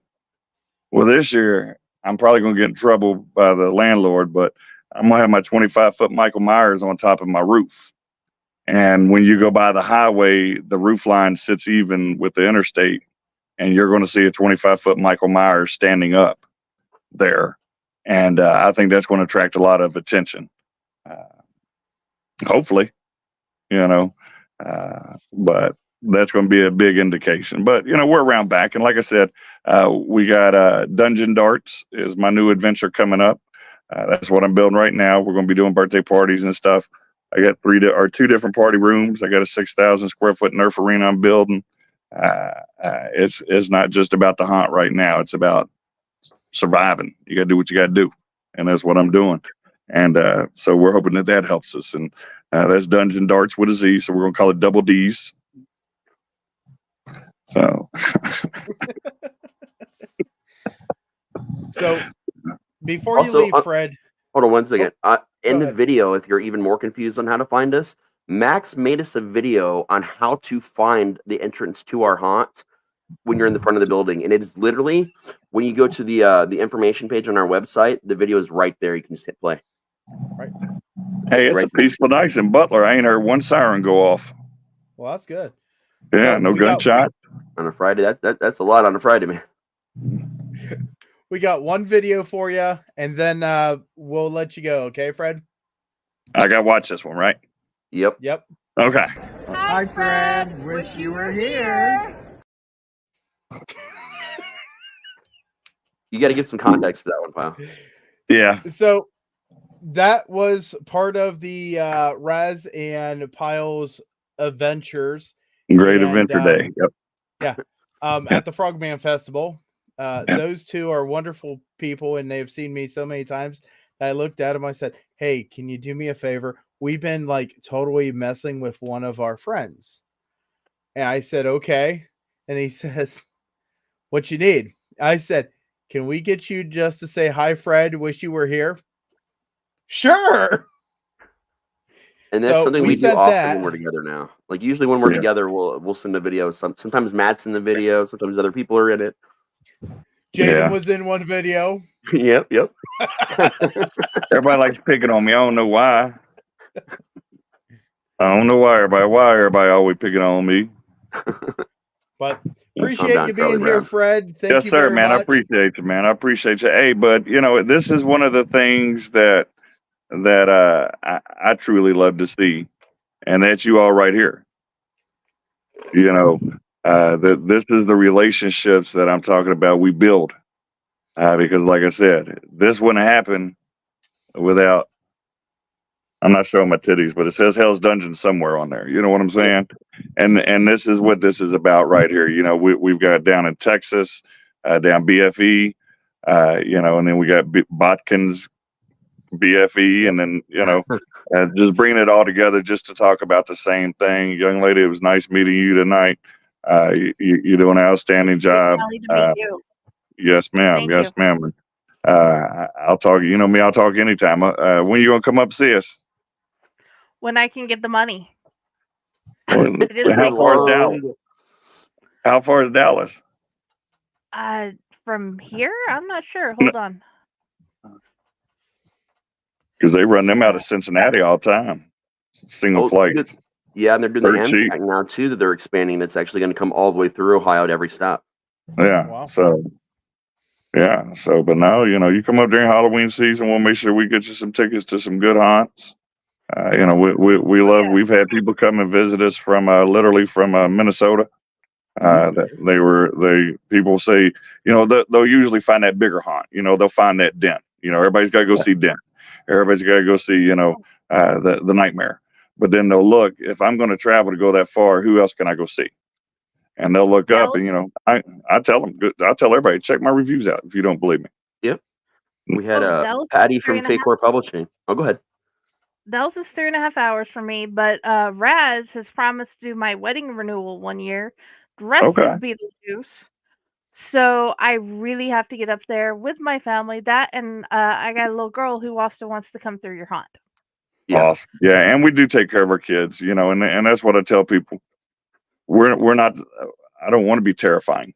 I want to scare people. I want them to have fun. But the youngins or adults, we don't want them so terrified they don't want to come back. I don't like that, man. I want everybody. I look at it as entertainment, and we want everybody to come back. I don't want some 7-year-old kid scarred because 3 clowns cornered her and just screamed at her and yelled at her. We don't scream and yell, man. We're not that way.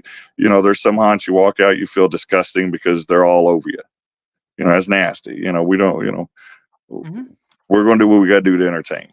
But we want that little 7-year-old to come out and see, I think it was one of the newscasts we watched one day when we were out Fairborn.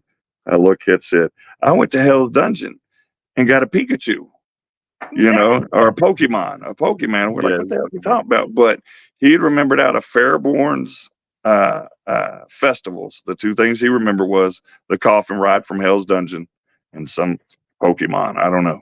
But, that's what we want, because in the Air Force, they always tell you, train your replacements, teach your replacements. These youngins down below us, they don't have the manners that we were taught. So, down there, it's yes. I used to make them say yes, sir, but that's not going to happen. So, but they say yes, and they're very polite, to everybody down there.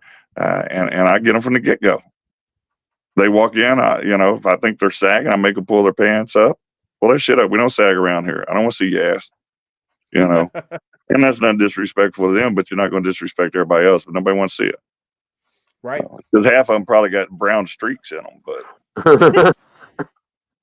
All right, let me get off and get these kids. They've been awful quiet in there. So if, oh, geez. Raz, you know how these kids are. I know. They didn't turn nothing up there, did they, pal? No. Well, we'll see y'all. Thanks again, man, for having me. I enjoy it. And like I said, anytime. And I'll holler at you two pretty soon. All right, man. Hey, Raz. Yeah. Who are we? Hell's Dungeon. Where you at? No, we're rejects. Damn, you don't forget. Oh, no. It's because, like, man. I got it. No, I've been over here smoking so much today, man, that I'm just like, my brain is. Oh, no. We're rejects, and we're at Hell's Dungeon. Oh, there we go. God. That's going to hang on your head for a long time, young man. I love it when we all fuck up, because we can fuck add with it to my list, man. No, that was going to be pretty good. That's tradition. No, I know, man. I'm exhausted lately. Hey, that's one thing. Hey, that's one thing I'm proud of. We're all known as stoners at my haunt, man. We don't have any alcoholics, man. We're just all laid back, laughing motherfuckers. This is true. 24/7. We like to have a good time, man. You got to. So, all right, we love you guys, man. All right, Raz. Love you too, man. Raz. Bye, Fred. Hi, thank you. Raz, who are we? Yeah. Rejects. Who are we? Rejects. Where you at? Hell's Dungeon. No, Chainer's Haunted Secrets right now. We always get confused. The first time we did it out at the the Pride Festival in Springfield. Nobody wants to say Hell's Dungeon because half of them thought we were going to offend people, and then others, and it was crazy. We said, "Where you at?" They were like, So, we've been trying to practice that a little bit. So we love you guys, man. We'll holler at y'all. Okay, man. Yeah. Bye. Thanks, Fred. Have a great one. How you turn this off? Bye. And honestly, what you guys see is what you get. Like that's not just him on the camera. That's him like literally around the clock. That's just how he is, man. Awesome right. guy. Right. He is. And actually, after I seen you guys do the Where We At and We Are Rejects, we kind of adopted it at Chainers that we are Chainers and we're at our field. Hell yeah, man. Hell yeah. It's just something that we started last year, and I told them to get them all fired up, this and that, and some of our actors caught onto it. Other ones were like, I'm not doing that. It's like, don't let me be behind you, find out you're not going to do this, because this is how you start that bond. You absolutely start that bond.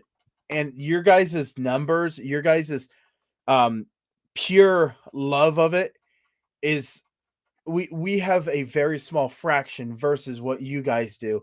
And it's amazing what the Hell's Dungeon crew does. And I am very proud to say that I have a certificate that was given to you by you guys. And now I'm one of the rejects. And I'm very excited because, not only am I a reject for just doing everything I do, I can actually say that Grandpa is a reject too. He is. He's literally painted into our floor forever. Grandpa in all his glory. Yeah, and he looks like that in the beginning. I'm definitely proud of everybody that's there too. Like for my end of things, like even like Fred says, we all have nights where we're just having an off night, or one of us will go at it with another one for like 5 minutes, and then no one's got to come up and be like, "Hey, you guys are getting too heated. You need to stop." Like we will always be like, "We need a quick break," and then usually one of us go out and smoke or something like that. We'll come back like, "Yeah, I see your point. I was irritated for no reason. That's my bad." And honestly, that's about how it goes. Like if we have an argument, it just we're both, or 3 or 4 of us at a time, whoever it is, we're just really passionate about what we do, and we'll hit those little roadblocks and take our breaks and come back, and we'll build over them and just find new things to do. Absolutely, and I'm very grateful that my crew can come down, spend quality time with you guys. You guys have been able to taste some of our wonderful world cuisine. Yep. And I'll tell you, we get Jenny up there. Jenny's going to get the full treatment. She's going to feel a VIP. I don't care. Maybe we need to get a little bus that goes to haunt to haunt. Yeah, that's something that would be amazing, man. But I know. You'd have to have 2 because I'm not coming without my best buddy because Josh is going to be there. Oh yeah. Oh yeah. Obviously. You can get a couple people in a bus. I don't need to get 2 buses. Yeah. No, I'm saying you're going to have to. There's going to be 2 tickets, is what I'm saying. Oh, they're endless supply of tickets. Oh, sweetie. When it comes down to my haunt, there is 1,000 tickets that I give away. And if I know somebody's coming, I've seen what they look like too. They're really cool. Well, holy crud! Here, I got somebody here. Hey, how's it going, man? So I gotta tell you, he is the reason I went down to Texas. Ronnie, right there, he's a heck of a buddy. He's from Sydney Hyatt Woods, and he moved down to Texas because his wonderful wife Ashley, and now he says aloha because he's in Hawaii and he lives there with his wife. And Ronnie, me and you need to get together because I know that there are some haunts in Hawaii. So you need to report to me how the haunts are in Hawaii. Yeah, man. But yeah, man, that just blows me apart to actually see Ronnie That's so cool, actually man. watching this. His time frame, man, He's probably watching this as soon as he got off of work. Glad to have you, man. But yeah, no, it's always fun to sit down and get a chance to talk with Fred about the industry. So we have talks like this. Sometimes it's not even about the hunt, where we just talk about different things we like about stuff, and like, hey, this is something I remember about haunts. How do we make that happen here? Like, the vibe, like the feeling of things. And he lets us put on a show, and it's like you said, we do a lot of training classes. We're going to do a lot more this year about how to do improv, lots of different things like that. We have these kids come in, and we might give them a character to get them started, but after they're with us, that they start out that second year, we got to help them come up with their own unique character. Now they've already played one of ours, now they need their own. It's 5 p.m. there. He's 5 hours behind me. Boy. Jeez. But no, when it comes down to your guys' haunt, I want to say thank you guys very much. And I'm sure Fred has heard it from me many times. And if not, he forgot. But this last Valentine's Day, when you guys had your haunt open, it was excellent because my crew came down, and not just my crew.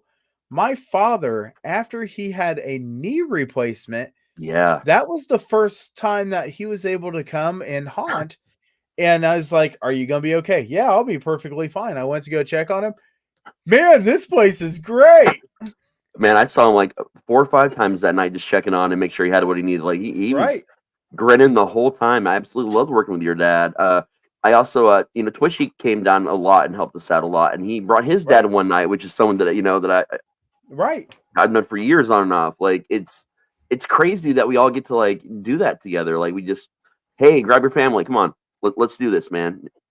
It's different than a lot of the places I've been at before. It's very different in that way. And I know that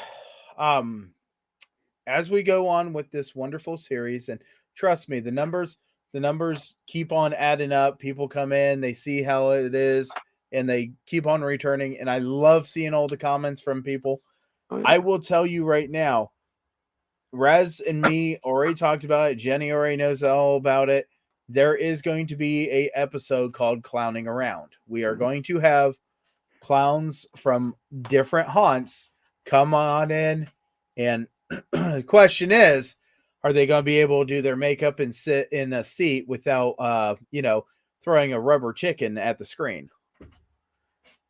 Because clowns are crazy. I love the clowns. And I've got a friend. She watches all these shows, but she's already told me I need to give her a disclaimer because she's not watching that episode. Her and clowns don't get along at all. And that is one no. But that's going to be a fun one for me because I've spoken out about not against clowns. I'm not against clowns. I'm against the fact that there are so many of them out there that are exactly the same, that aren't like trying to be original. They're just clowns because it's an easy character to get scares with. But what I have the ultimate respect for, one of the biggest things I have respect for in the haunt industry, are the clowns that go out there and they make it their own and they make it unique and they're memorable. It's just It's just one of those things that there's a lot of clowns in this industry, and those, like I said, those unique ones I absolutely adore. Right, some great ones out there. And here in 2 weeks, we're going to have Troy. He's going to come. Number one, Troy is a podcaster. He does podcasts. He's got his whole entire podcast with his group. Number two, Troy is one of those people that loves the haunt industry so much, and he moved from Oregon, I do believe, and he moved to Texas. So he is closer to Friday than we have found somebody. Yep. But Troy, he's also one of the people that helps put on a tour bus that goes around to different haunts. And I found out that Transworld's tour bus is going to be doing stuff in Ohio this year. And I don't know how I want to do this, because I could go scaring after my haunt season because it's going to be in November, or I could ride the bus. I'm torn too. I mean, My haunt will be shut down. Yours will still be running, I'm pretty sure. But maybe we can get on the tour. See, right, and that's the whole thing. I seen it, and I was super excited because it is in November that they're doing it, and it caught me off guard because here it is, and it's going to be in Ohio. That is great. There's plenty of different haunts, and honestly, you could not cover every single haunt in Ohio while they're all running in one season. Yep. With the drive time, plus the lines, plus this and that. So being on that tour bus would be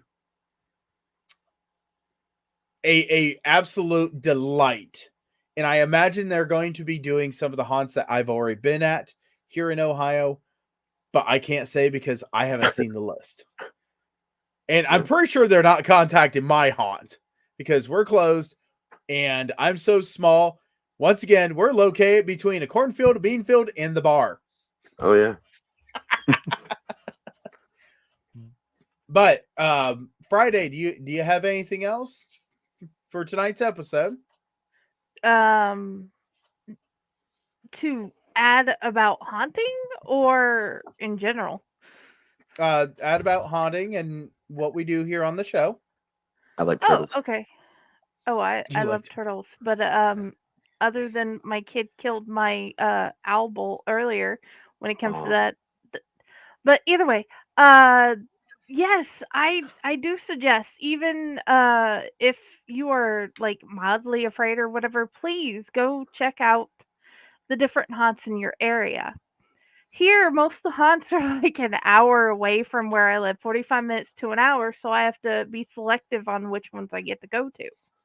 Right. But they're worth it. And I think one of my favorite things has been being able to talk to the haunters because I've looked at the haunts and each little thing they do, because each little area I notice in like the videos of Hell's Dungeon and going to my local haunt at the Gothic jail, they do have the little room with the girl on the table that is screaming. But how it's presented at each haunt is different. Mm-hmm. Yeah. And it's the same trope, but presentation. Yep. Each haunt will have a similar thing, but I love that the difference in presentation. And it's amazing, actually. Please keep coming back to the show because each haunt owner or haunter will have a different story, different experiences, different perceptions.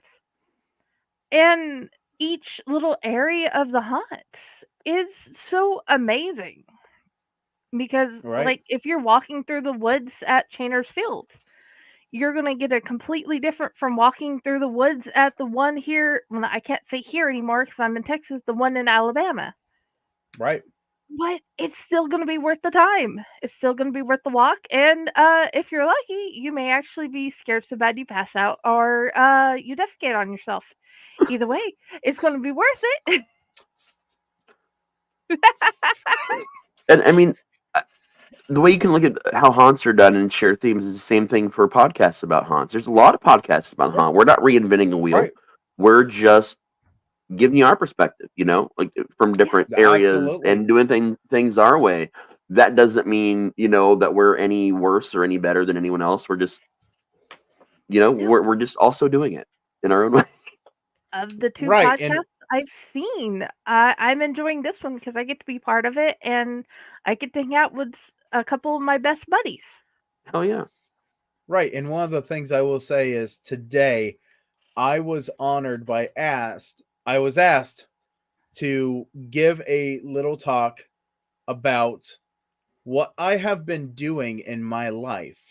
And, me being a professional truck driver. And yes, some of my coworkers figured out that I'm on here. But I'm being serious. With that whole conversation of doing this and then podcasting and this and that, the teacher I had, and he asked me, and I have not been in the same classroom with him since 20 years ago when I was one of his students. But he asked, what do you like to do? And he had the biggest smile on his face. And I wore this shirt, and the kids asked, what is it? And I just enjoyed explaining about haunting and podcasting and how this is exactly what Raz said. It's not the first time that this has been thought of, but it is something that is different because of who is involved. It's like joining the circus, but being able to go home at night. Yeah. Yeah. Yeah, it was definitely a great show, man. Like I said, I love talking to Fred, and I've told so many different stories about the haunt since we started, even in other places. That it's really cool to have proof that Fred exists now. You guys have seen him; he's real. He's not just my imaginary friend anymore. If he's yours, he's mine too. Exactly. I didn't notice the Dan Pavamir thing until you said something, and I still say he needs a platypus. Oh my gosh, that was from my haunters that absolutely were cheering and saying, "Look, Dan Poppelmeyer made it to our dinner." They brought a picture to me. I'm like, "Oh, yep, I see it." Okay, but Raz, do you have anything else to add? I mean, we're getting to the point now where a lot of your local haunts are going to start putting out ads for new employees. That's something that you definitely want to start paying attention to. Yeah. That could be that could be on Facebook. A lot of us do it on Facebook. It might be your local paper. It might just be flyers around town. Right. We even have actually, I'm going to tell you what those are because I have them right here. I'm just going to bring them up real quick. We even have dates coming up if you're interested in joining the family and working over at the dungeon. Of course, I say I got some dates I can just pull up, and then I've actually got to find them. Well, mine's a lot easier. If you want yours first. If you think that you would want to come and join Chainers or see what we got, the first thing that you do is just contact us on Facebook, Chainers Field of Screams. And when you're messaging us and wanting to know information, you're talking to me. Jenny's not doing that one. I know she does a lot of talking for everybody else on our network, but you'll, huh? I tell people about you. I tell people about your haunt, but I can't talk for you at a lot of things. Now, Raz, I pretend a lot. Oh yeah. But yeah, just go ahead, get a hold of us and say, you know what? I'm in your area. I'm just kind of curious. What would you think? We're a great haunt for you to train and start. That way, if you think that you want to move on to a bigger one, you have the basic knowledge to be able to go to a bigger one. Bigger ones do take people that have no experience, but it puts you in a better spot for you to show them what you know and what you understand, even though no one else has been working at that haunt. It'll give you a little more insight of how haunts go and operate. Plus, it looks great on your paperwork when you're trying to get your high school diploma that you have volunteer hours, because we do have schools that get a hold of us and say, this is what you do. Yes, this is what we do. Okay, write up, type up a paper. I'll send it in, and we do that. It's just ours is a charity haunt. It's not a business. I am not making all my money. The reason I make my money is just because I work Saturdays at my job. Right. Found everything we needed. You can actually go ahead and start applying if I can make this work. There it is. Yeah, I went ahead and threw the Hell's Dungeon link up there. The best place to apply to work there is through the website. I manage all the actors, and I also do the website and other stuff. So if you contact over there at the website, I'm going to be the one that's responding to you and setting up times to meet up. So we're kind of doing that unofficially, starting it here in May. But our first official hiring date is going to specifically be more for makeup, security, and sales on Sunday, May 19th. June 23rd, Sunday, June 23rd, it's an all across the board hiring all positions. Then we'll do, August 16th and 17th and 24th for everyone. And then again, September 6th. So you can hit us up on our open house dates, or you can just go to the website and let me know you're interested in working for us, and we'll have a conversation. Right. So it's definitely start time to think about it. And if also you live in an area that's not near any of us and you want to work a haunt this year and you're having trouble finding one, contact the show, contact Chandler's Haunted Secrets. Me or Pyle or Jenny or someone, we will sit down and help you find a list of the haunts in your area. Because we just want you guys to haunt, man. And if we can help you in any way, we're more than happy to do that. Even if it's not for us, we just want you out there helping someone and just doing it. Right. And one of the things is we lost one of our haunt friends this last 2 weeks. And the sad thing is, we've talked to the actors, we've talked to this and that, and they absolutely have made the comment that they're not giving up, and they're going to go ahead and they're going to do different things to get themselves in a different haunt. So just remember, there are several haunts out there, and there are other ones that when you lose a haunt, it's devastating. Be supportive of everyone, because honestly, I've been a person that has lost a haunt. Same. And actually I lost 2 haunts. I must be a bad omen because I lost 2 of them. I was just telling you guys I've been doing this for 30. This is my 30th season, and it's like 14 different haunts all in total that I've worked for. And Hell's Dungeon is going to be 5 years of that 30. So that's technically 13 and 25 years. Like that's a lot. Right. So just if you're interested in haunting, absolutely. OHA actually puts out a list, and when they put out a list of different haunts here in Ohio, as we go on with the show, Raz, maybe perhaps we could find someone that made a list of every state and be able to post that. Possibly. We may know someone. I'm just saying, I don't have all the time in the world to find every single one that's in the United States. But So the problem is that's almost impossible to do. You'll see a lot of famous maps going around Facebook that say Ohio has like 130 some odd haunts. It's actually a little over 300. Here's why. When they do these censuses and they look up the number, they look for registered companies that operate haunts. Most haunts in the world, especially a lot in Ohio, are fly-by-night haunts. They're open for a season. They're pop-up haunts. Or they're smaller haunts that, haven't really gone through all the extra steps in their areas to really register, where they need to register. So like there's every number you see is a fraction of what is actually in your area. And some haunts you only find out about because you're driving somewhere in the middle of nowhere and you see a sign. I cannot tell you how many haunts I've discovered that way just because it's fun. So like there's always so much more out there than what we can find. But yeah.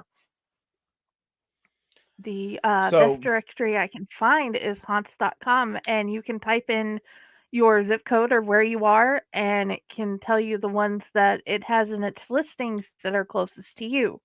I can also put that in the chat. Well, there's a new app that someone designed last year that I know my aunt's on it. I'm trying to remember the name of it now. Oh, I see them talking about it all the time. They're in East Coast right now. They're going to MXC. MXC, what do I call it? MXC? I don't know. MHC. Brandon's dead. I'll figure out what the name of that app is, and I'll let you guys know. You said sometime. They're going to MHC. Yeah, this company is going to MHC and everything, and I just cannot remember the name of the app, but it's a big deal. They started out in California. Oh, yeah. And they put this together for like escape rooms originally, and it went to haunts. And then this year, they started using their apps to track haunts all over the U.S. And they just keep adding more and more and more. And this is looking like it may be the biggest way to find haunts.